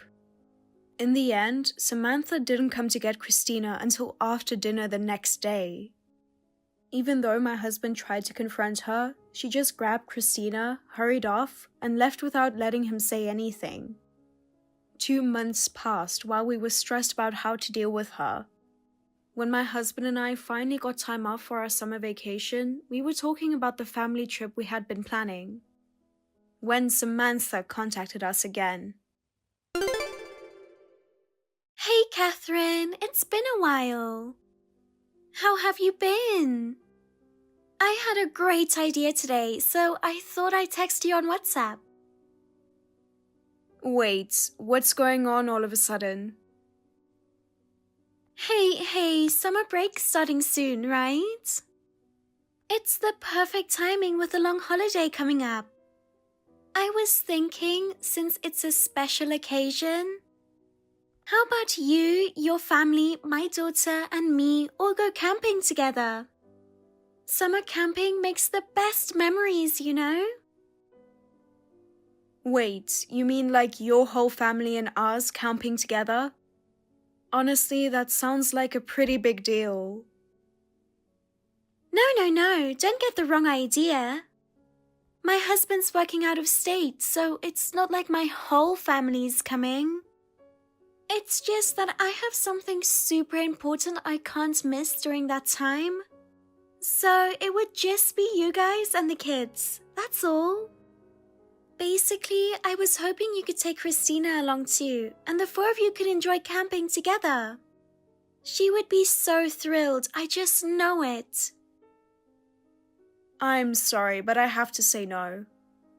Our summer break is precious for us too, and we want to spend it quietly as a family. Since it's a long vacation, we want to take our time to strengthen our family bond. It's because we don't usually get enough time together that we want to treasure it even more. That's exactly why I'm saying it. My husband's working out of state. You've got everyone together, so you could be a little flexible, right? But Christina told me that your husband is coming back next weekend. If that's the case, won't you have some family time too? Oh, that. Yeah, he is coming back once, but right after the weekend, he has to go back to his work assignment. It's just a super short trip home, so Christina's going to be free all of next week. I'm really sorry, but we've had a family trip planned for a long time. We've already locked in all the arrangements, so we can't join the camping trip. We've been looking forward to this family trip, so we really can't change it. I'm truly sorry. What? A family trip? You had something that big planned? Where are you going? Somewhere in the States or abroad? Come on, tell me. I'm dying to know. I'm sorry, but that's private. We want to keep it a special family memory, so I'd rather not share the details. Come on, don't be so stingy. It's not a big deal, right? You could at least tell me. We're family. If I don't know where you're going, I can't even ask for a souvenir. If I knew the destination, I could have asked you to get something for me. What a shame. If it's about souvenirs, please ask my husband, your brother. I'm already swamped just handling the travel prep and going along. You know, lately he only replies to my texts with no or I can't. Isn't that a little cold? We're siblings, for crying out loud. I get how he feels more than you realize. Honestly, I wish I could reply like that too. By the way, how long are you guys planning to be away on your trip? I've been kind of curious, so tell me. We're planning to be gone for about 10 days. Since it's summer break, we want to fully enjoy some slow, quality family time. We've been looking forward to this trip for a really long time. Wow, 10 days. That's amazing. Then I'll pack Christina's overnight stuff for 10 full days, so you don't have to worry. I'll make sure she's got enough clothes for the whole trip too. I'm telling you, it's a family-only trip. I'm really sorry, but we can't take Christina with us this time.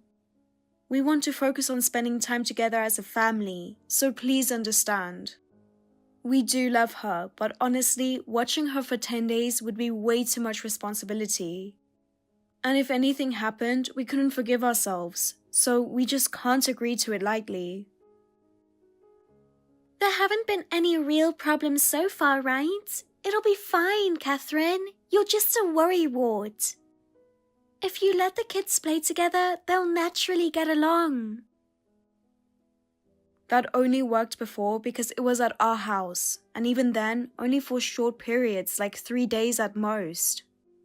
When it's 10 days, it's a completely different story. But think about it. If Christina spends time with her cousin who's the same age, it'll be the best summer memory ever. Isn't it kind of unfair to just assume it's impossible for her? They're close already, and at the trip destination, they'll get along and have fun in no time. You've got to believe in children's flexibility. We've already finished all the travel arrangements, and it's peak vacation season, so hotels are fully booked. It's just not possible to make any changes at this point. Realistically, bringing someone else along just isn't feasible. We don't want to mess up a family trip we've been looking forward to. But Christina's still little, and adding one more kid wouldn't be that much of a burden, right? Her luggage wouldn't be that big either. You'll be fine. Besides, it's peak season right now. Travel costs are insanely high. It costs a lot for both adults and kids, and it's not easy to just add someone.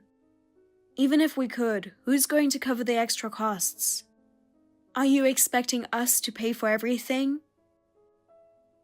But little kids usually don't cost much, right? For preschoolers, a lot of places are free, so it should be fine. I even looked it up online before. I don't think so. Then just don't sweat the small stuff and cover everything on your end. It's not a big deal to pay for her, right? If you're going on a trip, you've got to be generous enough to handle that. You guys picked a place you wanted to go and are planning to have fun. So why shouldn't Christina get to enjoy the benefits too? Don't you think so? Honestly, I can't even begin to understand how you can think like that. Just because we chose the destination as a family doesn't mean we have to take someone else for free. Of course, it's natural that we use our own money for our own trip, but there's absolutely no reason why we should have to pay extra for Christina when she wasn't even part of the plan. It's just common sense, right? Come on, don't be so uptight. You can't enjoy life if you stress over little things. You need to loosen up more, Catherine. It was you who brought up the idea of leaving Christina with us in the first place, right? It's not like we asked you to do that, so why are we expected to take on all the burden? And another thing, what exactly is this important thing you're doing? Is it really so big that you can't watch your own kid? It's something important, okay? You don't need to pry into it. I have my own circumstances, so just be quiet and help me out. I get that your husband's away and you've got something you can't get out of, and that's why it's hard for you to watch Christina at home. But if that's the case, shouldn't you be looking into other options? There are daycare options and family support centers, so many choices these days. And if you're worried about strangers, you can even tour the places beforehand. But she goes to preschool. There's no way we can just drop her off somewhere for a day. The preschool won't take her, and honestly, I don't want to deal with that hassle. Even if the preschool can't, you can still use drop-in daycare services at places she doesn't normally attend. If you look, there are plenty of trustworthy options. But it's way more reassuring to leave her with you guys. People she already knows. Especially if I can get it done for free. It's totally wrong to expect to get out of paying just because it's convenient for you. If you're the one asking for help, you should think about the cost and proper manners. Even before, when we looked after Christina, we paid out of pocket for her meals, diapers, drinks. All kinds of little things added up. There were even times when she suddenly stayed over and used our daughter's diapers. And we absorbed all those costs too. But not once have you ever offered to pay us back for anything, right? When kids are little, everything's basically free. And besides, we're family. We should be helping each other out, right? Helping each other? It feels like we're the only ones doing the helping here. Anyway, it's settled. Get Christina's travel stuff arranged for 2 weeks from now, okay? No arguments allowed. I have important stuff to do and I won't be home. So I'm counting on you guys. Samantha, please wait a minute. I already said no. Of course, after that, there was no contact from Samantha. At least she read my last message, so I decided to believe she got the point. I still had a bit of unease, but since our family trip plans were already set, we just focused on working hard and looking forward to our vacation. Then, 3 weeks later, we got an unbelievable message from Samantha. But honestly, my husband and I half expected this. And maybe the fact that we already prepared for it caught her off guard. Good morning, Catherine. The morning air feels so amazing, doesn't it? It's the best. Thanks for your help starting today. What do you mean by that? You know, I told you I had plans this week, right? Well, actually, it's a trip. It's a super important trip with my friends, and I already booked the flights and everything. We're leaving today. So you can take Christina on your trip, okay? Did we ever tell you the exact date of our trip? Sometime this week, right? Today's Monday and it's still early morning, so you've got time. I packed Christina a 10-day travel bag, so she's got plenty of clothes. So yeah, thanks in advance. Where exactly are you right now? Where? At the airport. I woke up super early, got Christina ready, dropped her off at your place, and then headed straight to the airport. I'm about to get on my flight, so please take care of my daughter. I left her at your front door. It looked super hot today, so I packed her some ice cream too. I'm in Punta Cana right now. Huh? Punta Cana? Right now? I boarded the plane yesterday and landed just a few hours ago. But you said your trip was this week.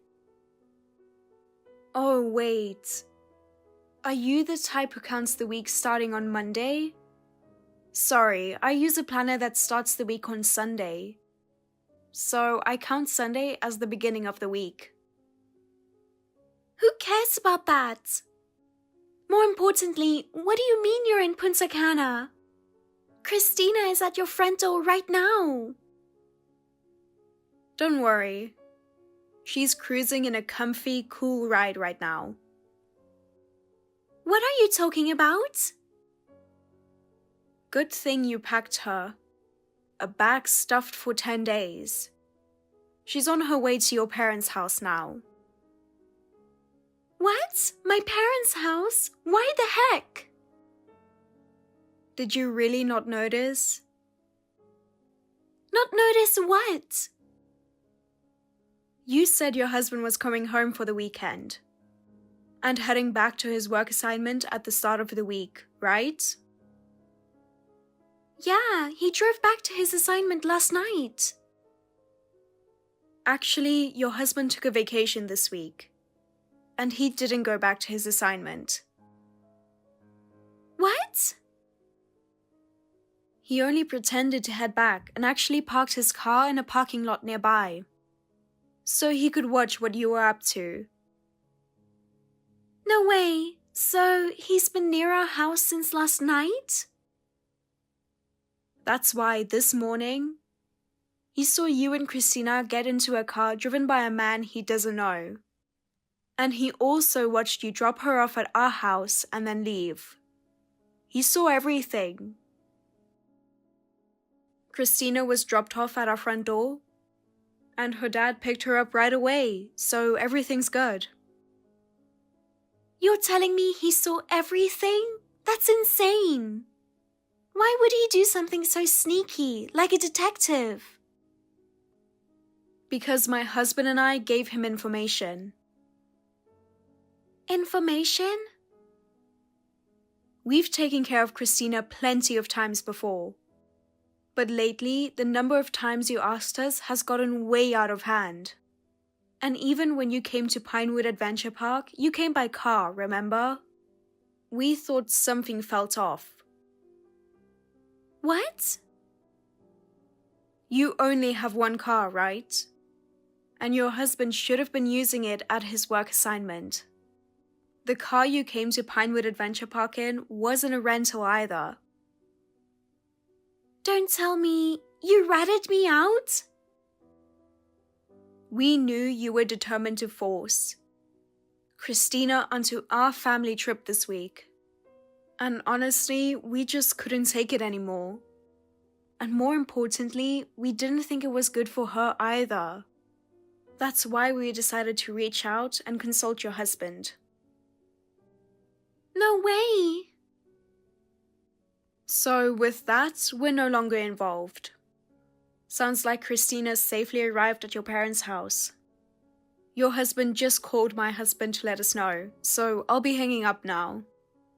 We're going to enjoy our family vacation. Wait, hold on. What am I supposed to do? Catherine?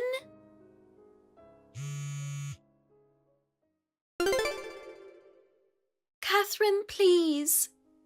You have to reply. Help me. You're back in America now, right? What's going on? Thanks to you guys, my life is ruined. You were just a housewife, but now your husband found out you were cheating? And he's suing you for divorce and child support. I don't think that's our fault. How do you even know that? We had already heard how your husband felt. He said if you kept cheating and tried to prioritize your affair partner, he would divorce you and go after full custody and financial support without mercy. I think he's just following through on what he said. What am I supposed to do? I can't deal with a divorce now. I finally landed a husband who's away all the time, so I could live freely as a stay-at-home wife. Maybe you should accept your husband's terms and everything cleanly, and go be with your affair partner. You love him enough to prioritize him over your family, right? No way! My affair partner's married too. Wait, you're both cheating? Why is this happening to me? Honestly, I'd advise you to sincerely apologize to your husband and start looking for a job as soon as possible. Why? Your husband said he's going to pursue everything he can through divorce proceedings. Normally, he could also use your affair as leverage for custody and financial settlements. So I think he's planning to do that too. What? What do you mean? If your affair partner's wife finds out about a situation, she might also take legal action against her own husband. Take legal action? In other words, your affair partner's wife could possibly take legal action against you because of the cheating.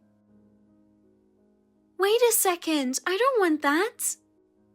There's no way I can deal with that. Even if you say that, you were both married and still had an affair. So you should have expected there could be consequences, right? Who thinks about stuff like that when they start dating? Well, now that you know the risk, if you act fast, you might still be able to do some damage control.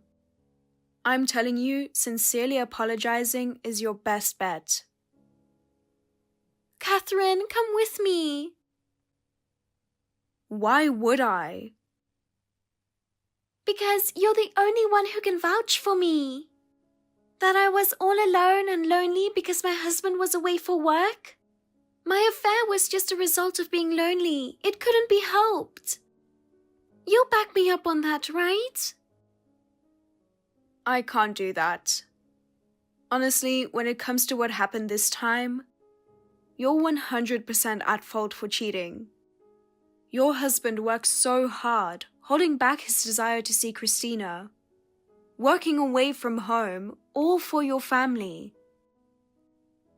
But you prioritized your own desires and selfishness and ended up destroying the precious bond and trust within your family. There's no way to undo it now. Honestly, at this point, you've brought it all on yourself. And you'll have to repay as much as possible. We're supporting that process too. This is so unfair. This is totally messed up. If the money your husband gave for living expenses ended up paying for dates or outings with your affair partner, you'll have to deal with the consequences of your own actions. No, this can't be happening. This is not what I had in mind. And by the way, we've also told your husband everything about the times we took care of Christina and how you kept pushing your housework onto us like it was normal. Of course, we made sure to keep evidence. We didn't just talk, we also submitted written records with dates and details, so you can't talk your way out of it. What? What are you even talking about? What did you tell him? Every time we took care of Christina, we kept a record of all the little expenses. The food costs, supplies, transportation, everything. Honestly, we would have preferred to just send you a quick message on WhatsApp each time and settle it right away. But no matter how many times we tried to reach out, you just kept ignoring us. Since then, we knew this might turn into a real issue someday, and we stayed prepared. So now you can't deny it anymore. Are you seriously expecting me to pay for all that? Over every little thing? The money spent on Christina should have originally come from the living expenses your husband provided, right? If it wasn't properly used for your child, then asking for a refund is only natural. This time, he's reviewing any expenses that aren't clearly accounted for. Then, of course, you're obliged to pay that back properly. There's no way out. That's why you should start job hunting as soon as possible and work toward becoming independent.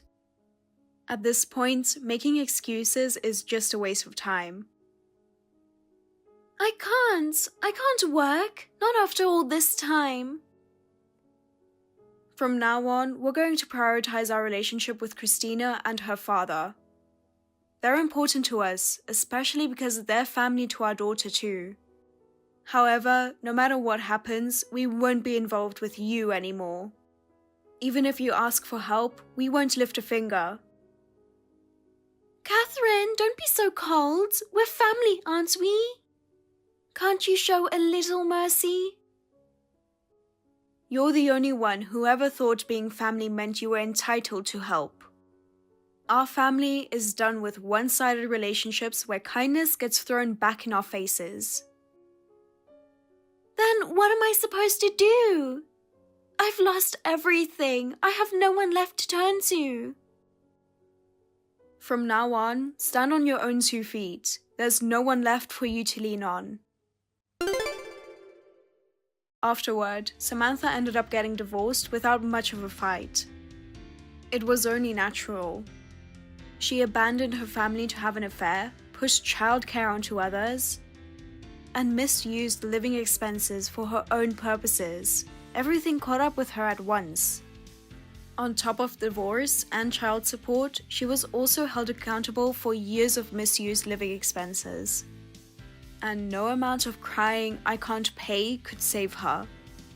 In the end, the only option left was taking a live-in job. But reality wasn't so kind. She couldn't adjust to the physically demanding work. Her pride stayed sky high, nobody trusted her. And no matter how much she worked, she barely had anything left to show for it. The chores she once laughed off, saying just make someone else do it, are now her daily responsibility, handled alone. And, just as we predicted, she also got hit with a damages claim from her affair partner's wife. An affair isn't just one person's fault. This result was expected, but she still claimed she wasn't in the wrong. It's honestly beyond pathetic now. Desperate for money, Samantha went around begging acquaintances for loans, only to be turned down by everyone. Now, crushed by loneliness, debt, and hard labor, she still can't stop relying on others. That once arrogant figure has completely disappeared. Right now, I have no clue where she is or what her life looks like. Hey, Avery. Yesterday I overheard someone whispering in the break room, and I'm pretty sure they were talking about me. The tone of their voice was super snarky, and I couldn't just ignore it. To be honest, did you say something bad about me to someone? I mean, lately you've been kind of cold only towards me, and I just know you've been talking to others about me. I'm really sensitive to shifts in mood and how people act. I can feel it when something's off. Even in that meeting the other day, when I spoke up, I saw you smirk for a second. You were totally making fun of me, weren't you? What? What are you even saying? I just thought your idea was really original, Isabella, and it made me smile, that's all. I've never said a bad word about you. But ever since then, our supervisor's been totally avoiding me. So it's only natural I think you said something to him behind my back, right? I'd never do something like that. Isabella, if something's bothering you, I really think you should just talk about it directly. Yeah, right. The moment I speak up, everyone's going to act like I'm the problem. They just can't stand that I get attention. Even when I got assigned that big project before you did, I know people were talking behind my back. I know they were. That just sounds like you're overthinking it. You work really hard, Isabella. I'm sure there are people who see and appreciate that. I don't need your sympathy. You don't like that I'm moving up faster than you, do you? I knew it, so it was you. You totally planned all this. You and the boss are pretty close after all. No, I swear that's not true. I only talk to him about work. There's nothing going on between us personally. Yeah, sure. There you go again with the pretty words, pretending like you're all innocent. I'm used to it by now. But don't think I'm just going to let this go with my reputation trashed. One day, people are going to see who's actually got the talent. Isabella, thinking like that is only going to hurt you more. Oh great, here comes the lecture. You always act like you're the one who's right all the time. It's honestly so smug. But that's all about to change. Once I start showing what I'm really capable of, people will know who actually deserves the credit. Why are you so hostile toward me? I'm literally just doing my job like anyone else. And that whole just doing your job thing is what pisses me off the most. Why do people like you, even when you do nothing special? Don't you think that's unfair? But recognition isn't something you decide. It comes from other people. So there's no point comparing yourself. No, I am going to compare. If I stay quiet, they'll treat me like I'm invisible. I won't let that happen. So, I'm done holding back. You better be ready. Wait, what's that supposed to mean? My name is Avery Smith. On social media, most people call me Ave, and that's also how I introduce myself in my videos. Just the other day, my boyfriend and I officially got engaged. We're right in the middle of planning the wedding. It's a little chaotic, but we're happy. I plan to leave my job once I'm married. Thankfully, my coworkers and boss have all been super supportive. I really appreciated the warm, cheerful vibe as they got ready to send me off. I promised myself I'd finish my last day strong and leave with a smile. That's what I was set on. Until Isabella, the junior coworker who's been giving me trouble for a while, suddenly shot me a sharp glare. At first, I figured she was just tired and tried not to overthink it. But that night, she suddenly messaged me on WhatsApp, and it totally shook me. Hey, hope you're doing well. Hey, what's up? I just finished up and I'm heading home now. Do you have a minute? There's something I really need to ask you. It's been bugging me. If you ignore me, I won't know what to do. Yeah, of course. Ignore you? What's going on? Did something get messed up at work? Or is it something else? It's not work-related. I heard a rumor that you're getting married or something. Is that actually true? I figured there's no way, but lately the whole office kind of feels like it's in celebration mode. Yeah, it's true. I know it might be surprising, but I really am. We're in the middle of planning the ceremony right now. I see. I really didn't think it was real. Honestly, I don't even know what to say. But just so you know, I can't bring myself to be happy for you. I can't accept it, no matter what. Wait, what do you mean you can't accept it? Did I do something to upset you, Isabella? That fake clueless act of yours is seriously the most annoying part.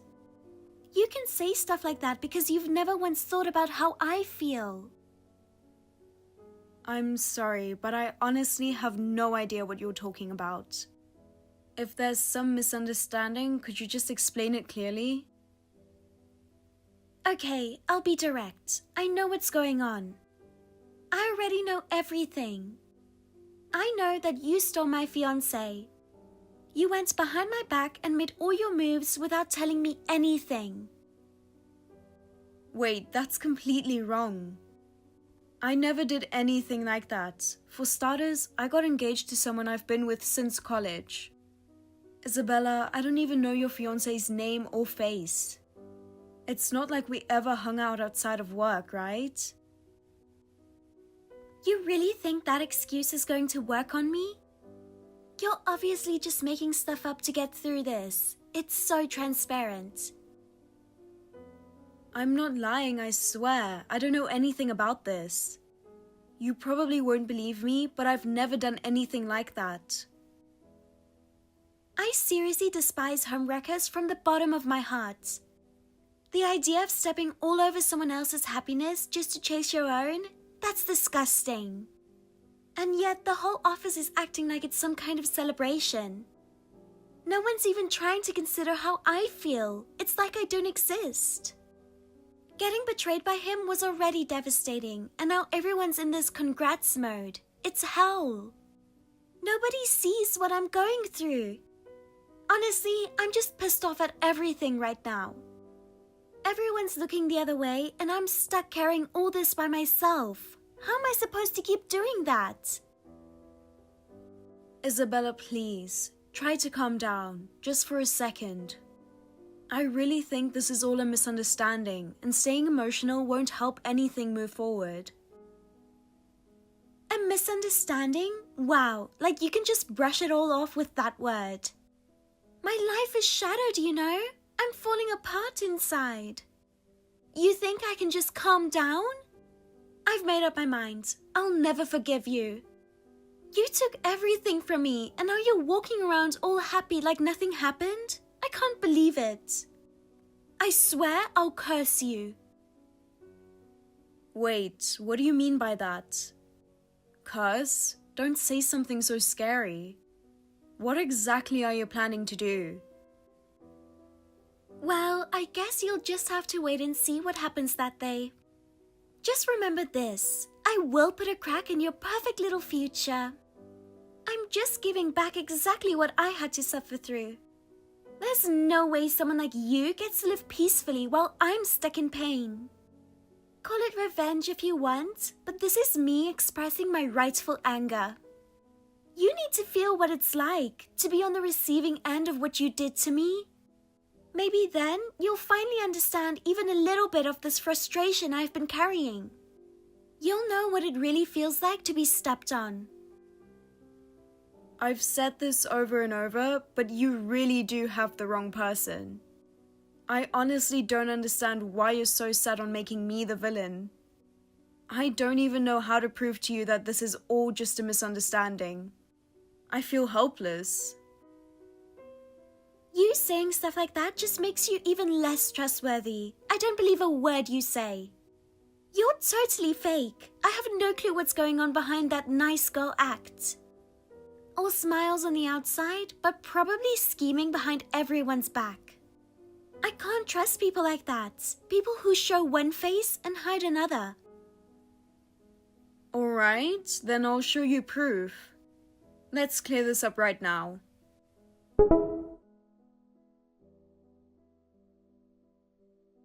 Here, look at this. This is my fiancé. His name's Mason. We've been together since college. You can tell just from the photo, right? He's not the same guy as your fiancé.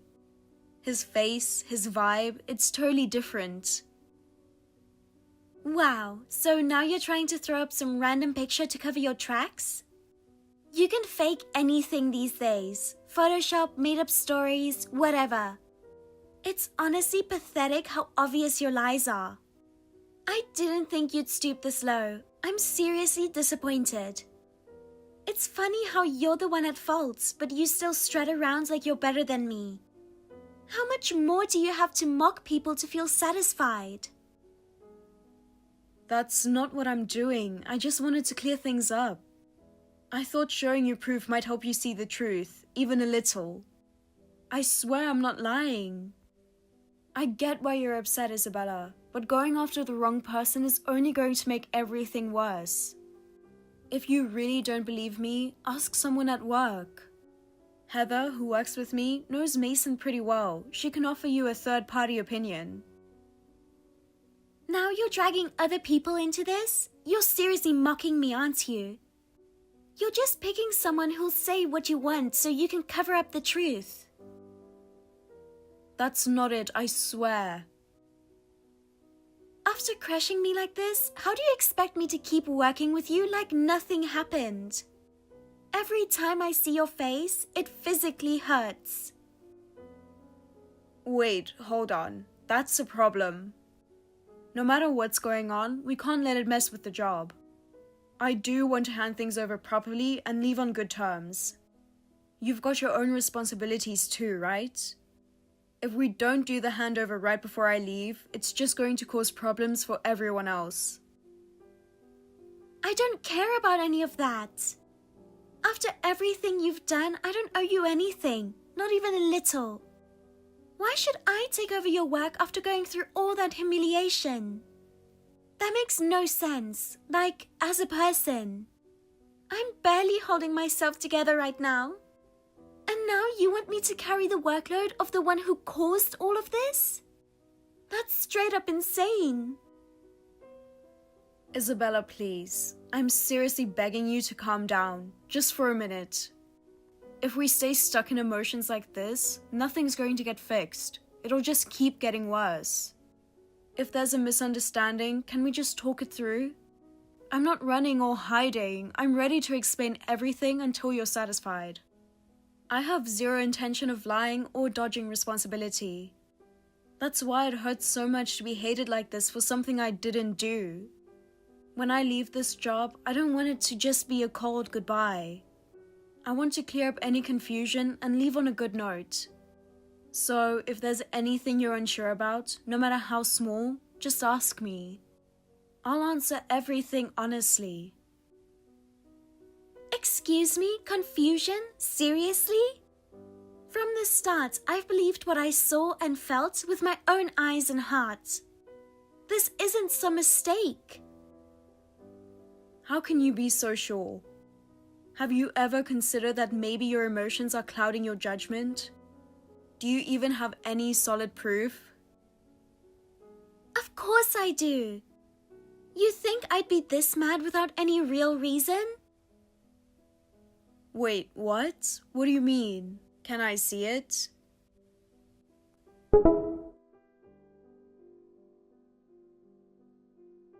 Look at this. This is you and him walking side by side like a couple. You seriously think you can explain this away? That face, that hairstyle, that outfit, it's obviously you. You can't fool my eyes. Hold on. This photo, are you sure it hasn't been edited? Doesn't something seem off, like weird shadows or something? Wow, seriously? That's the best you've got? Trying to dodge this with some outdated Photoshop excuse? It's not fake. I saw it with my own eyes, right there, in person. So don't even try to act clueless. I came prepared with actual proof. No matter how much you deny it, anyone who looks at this would see it clear as day. There's no way you're getting out of this. Okay, yeah, at first glance, it does kind of look like me. But I swear to you, that's not me. And the guy in this picture, I have no idea who he is. I've never even passed him on the street. He's a complete stranger. You know, it's honestly shocking how shameless you are. You don't even seem to grasp the weight of what you've done. You keep piling on the lies like it's nothing. And honestly, I'm kind of impressed. Any normal person would be too guilty to even look someone in the eye. But I guess only someone like that could go and steal someone else's fiancé, right? Yeah, makes sense now. Even if you say so, the only thing I can tell you is, it really wasn't me. I get that you don't believe me, but the truth doesn't change. Hey Isabella, did you actually get a clear look at the woman in that photo? Like, her face straight on? Was there a moment you actually made eye contact? Straight on? No, I just saw her from a distance. But that was enough. Her hair, her outfit, even her posture, everything matched. And the reason I stayed far away and watched quietly, it was to gather proof. If I caused a scene and you two ran off, it'd be pointless. By keeping my distance, I was able to get such a clear shot. Even now, looking back, it's the perfect photo. But if you were that far away, isn't there a chance it was just someone who looked like me? I mean, people have lookalikes all the time. Oh great, here we go again. The whole lookalike excuse. I'm so done hearing that one. You've got an excuse for everything, don't you? I'm just telling you the truth. I'm not covering anything up, and I'm not lying. This isn't an excuse. It's me honestly trying to explain. Trying to explain? Please. You've been caught and you're still not apologizing, just doubling down. How can you be this shameless? Trying to dodge the blame like this? It's pathetic. Do you even realize the position you're in right now? But if it wasn't me, then what's the point of apologizing? Saying sorry for something I didn't do would just make the lie feel real. I didn't do anything wrong, so I don't want to force out some fake apology. That's how I really feel. That kind of attitude pisses me off the most. You keep twisting everything to make yourself look like the victim. Any respect or sympathy I had for you, it's all gone now. I don't care what happens to you anymore. Do whatever you want. Isabella, please, don't rush into something just because you're convinced you're right. Before you do anything, take a breath and think this through. I've said this over and over. I really have nothing to do with your fiancé. I never got involved with him. I've never even spoken to him. Say whatever you want. I'm going to uncover the truth on my own. Sooner or later, everyone at work is going to see your true colors. Sure, they're all fawning over you now, but it won't last. In the end, no one will trust you. You'll leave with people whispering behind your back. Just wait for it. I hope you enjoy that ending. Someone who ruins another person's happiness doesn't get to be happy themselves. I truly believe that. So trust me, you'll get what's coming. Anyway, just wait and see. Oh wait, hang on. Of course, I wasn't lying, and Isabella was clearly mistaken. But no matter what I said, it was obvious she wouldn't believe me, and I started wondering if it was even worth replying anymore. With work and wedding prep keeping me busy, I didn't have the mental space for any more drama. She threatened to ruin the wedding, but honestly, I didn't think there was much she could actually do. So, in the end, I decided to just leave it alone. But then, for whatever reason, Isabella sent me yet another message on WhatsApp. So, tell me, Avery, why aren't you freaking out? Most people would be a nervous wreck by now, don't you think? Excuse me? I told you I was going to ruin your wedding, remember? But you're acting super chill about it. You're still focused at work like nothing is going on. Aren't you even a little worried? Because I don't actually think you're going to do anything, Isabella.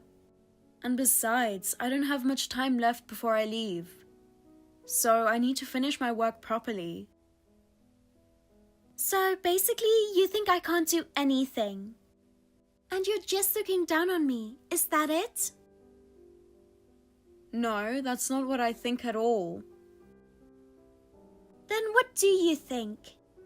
Let me just say this. I'm serious. Someone who had their fiancé stolen isn't just going to sit there and take it, you know? If someone really did steal your partner and ruin your wedding, then yeah, I'd say that's a terrible thing. But that person isn't me. So now you're saying it's fine because he chose you over me? I never said anything like that. But if you keep going like this, you're going to stay stuck in a misunderstanding. Is that really okay with you, Isabella? Wow, check out what you're saying. I'm not misunderstanding anything. And no, it's not okay. That's why I said I'm going to wreck your wedding. If you go through with something crazy, you're going to ruin your own future too, you know? Oh please, you steal my man and then act all high and mighty like you're giving me a lecture? I'm so done. I'm going to follow through on what I've got planned. Wait, what exactly are you planning? Can't say just yet. Wouldn't want you to stop me before I get the chance. But don't worry, on your wedding day, everything will come out. You can look forward to it. On the wedding day? I don't remember inviting you, Isabella. I don't need an invitation. I've got the date and venue all figured out. I'll just show up unannounced. Show up uninvited? Are you seriously saying that? What, are you nervous? Of course I am. If you do that, you're going to cause a ton of trouble for a lot of people. That's kind of the point. A woman like you deserves to be humiliated in front of everyone. But what if I really had nothing to do with it?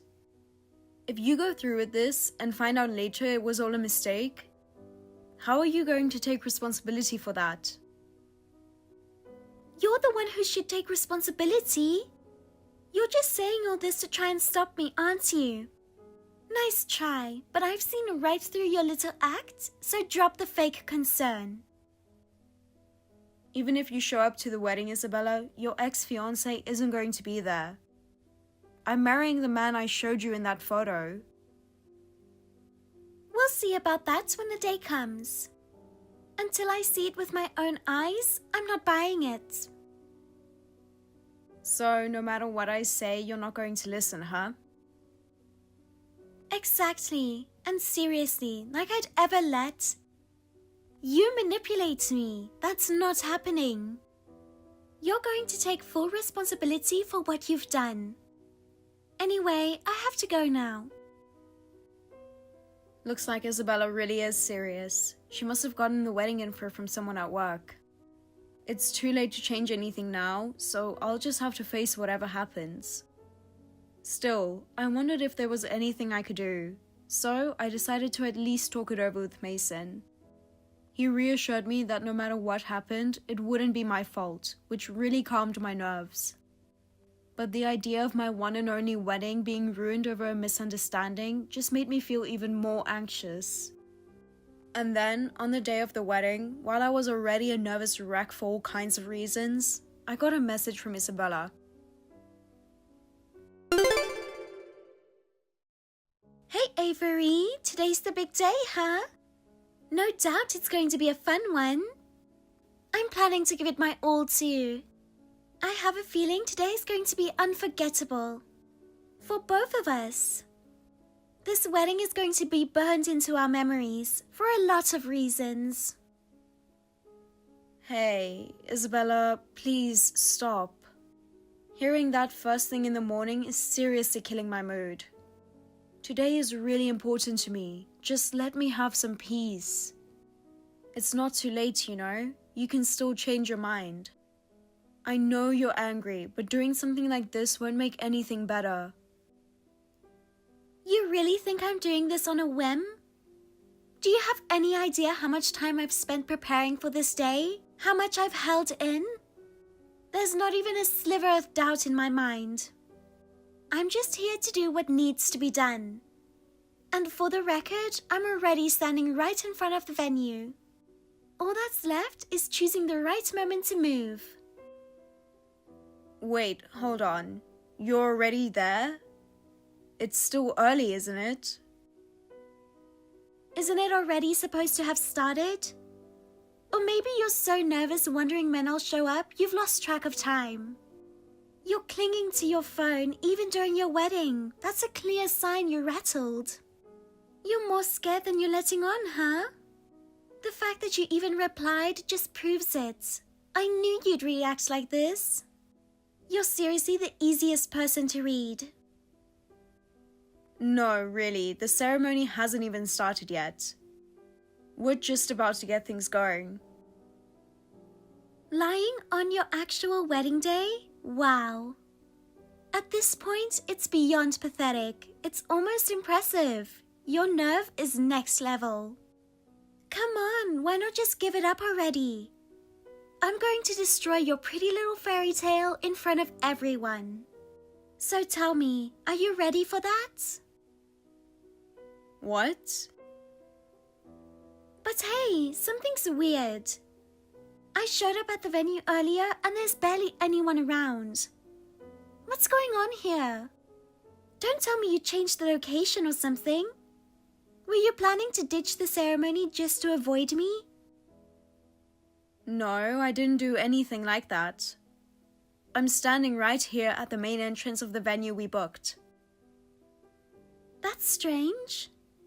Because I'm wearing something very flashy. I should totally stand out in that crowd. Flashy? What are you even wearing? I don't see anyone like that around here. What does your outfit look like?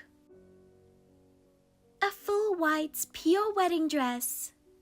There's no way you'd miss me wearing something this attention-grabbing. And what's even weirder is, I can't see you anywhere either. Where are you hiding? Wait. What do you mean, pure white? I'll be joining in wearing a wedding dress too. What? Enjoy your newlywed glow while it lasts. The real bride's here now. And don't even think about complaining that I wore a wedding dress. Alright then, I'm heading inside now. Hold on. Which venue are you at? Huh? Wait, are you really at the right wedding? Yes, of course. KL Hotel. I saw the invitation with my own eyes. There's no way I got it wrong. KL Hotel? That's not it. What? My wedding isn't there. No way. So what, you're saying? The invitation I saw was fake or something? Isabella, you're in trouble. What do you mean? The wedding happening at KL Hotel today? That's not mine. It's my boss, Anna's. What? Anna? Yeah, we just happened to pick the same date. But mine's a small private wedding, just family and a few close friends. So we figured it wouldn't be an issue. But over there, at that venue... That explains the massive crowd. Oh no, they saw me. Avery! Please, I'm begging you, pick up the phone.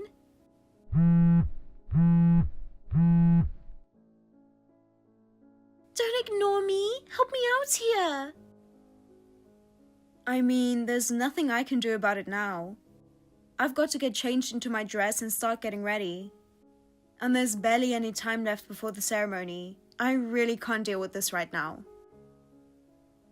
I had a bad feeling, but that invite I saw really was Anna's. I still can't believe I messed this up so badly.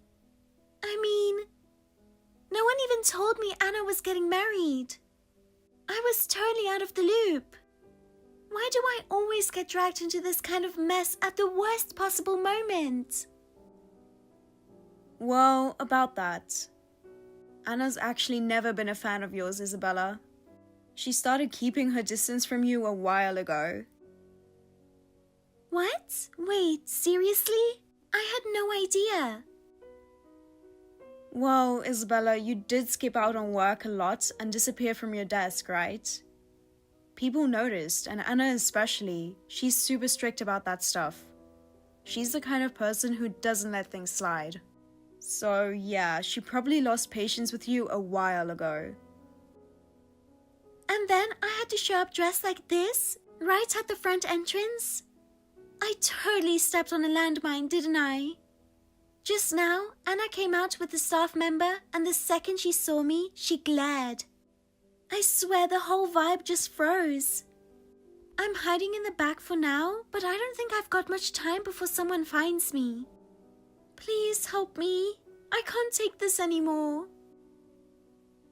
I'm sorry, but I really don't owe you anything.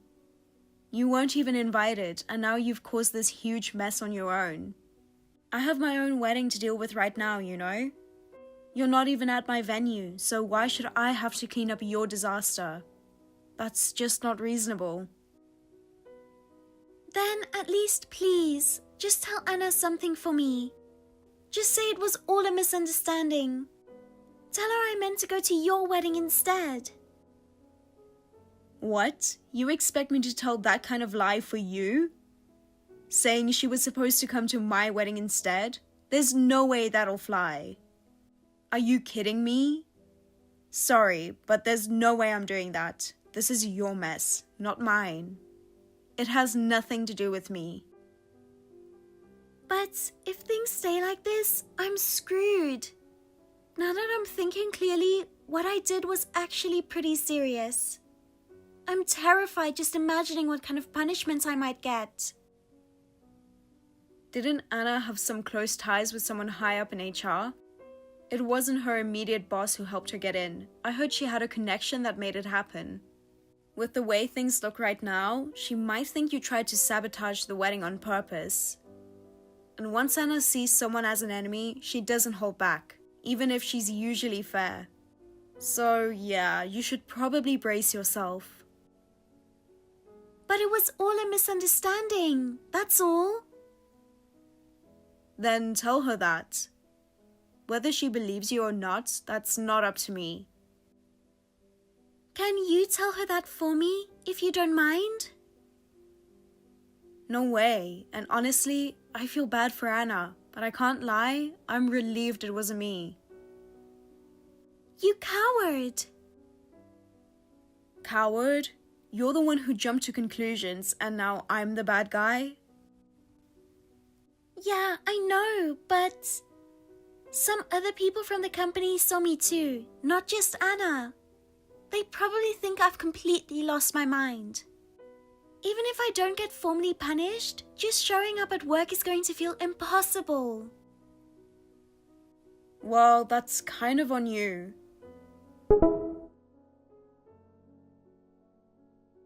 This is from today. This guy, that face, yeah, he does look different from the one I saw back then. But then, who was that guy I saw? See? You're finally calming down. This guy in the photo is Mason, the one I've been with for years. Totally different person from your ex. Different face, different build, everything. I can't believe this. I was so sure of what I saw. So my memory was just unreliable all along. What the hell have I been doing? That's why I kept telling you, it wasn't me, it was all a mix-up. When you get angry, it narrows your focus, you stop seeing things clearly, and it twists your perception of what's real. Isabella, how many times is this now? You've lost count yourself, haven't you? It's time to face the truth. If you're really telling the truth, then what was all this pain I've been carrying until today even for? What was all that anger about? I think it's because you haven't processed what happened yet. Feeling betrayed by someone you loved hurts like hell. But aiming that anger at me, that was a huge mistake. I had nothing to do with it, and you just kept attacking me. It was exhausting. Now that everything's out in the open, can you at least say you're sorry? After all you did, silence isn't going to cut it. I'm sorry. It really was all my fault for jumping to conclusions. And you should properly apologize to Anna too. Even if it was a misunderstanding, you still caused chaos at her wedding. You showed up uninvited and in a wedding dress. That's no small thing. You need to understand that anyone would see that as a huge problem. Yeah, I get it now. This is all on me. Also, if Anna asks me what happened, I'm going to tell her everything honestly. You should be prepared for that. Trying to cover it up will only make things worse. If you don't face it with sincerity, it's just going to damage your position even more. Well, if it comes to that, I might not be able to show my face at work again. Still, this is something you caused. You can't run from it. You need to take responsibility. And maybe it's time to rethink how you approach things. I didn't expect my day to start off like this either. But I'm done letting you drag me into your chaos. So this is where I draw the line. It's your issue now. From here on out, I'm staying out of it. If you're cutting me off, then I won't rely on you anymore. I'll handle it on my own. That's probably for the best. Even if you leaned on someone now, it's not like your trust would magically come back. Let me just say this one last thing. If you throw your emotions at people and drag others into it, it's always going to come back to you. Just like it did this time. Anyway, I've got things to take care of now. Don't drag me down anymore. You're an adult. Own your mess. Let's put a lid on all of this. I've got nothing left to say to you. A few days after all that, it seems Isabella finally came to her senses. She admitted her outburst and misunderstanding were her fault. And I heard she even apologized to Anna. Honestly, that's the least she could do. After everything she pulled, a simple sorry wouldn't cut it.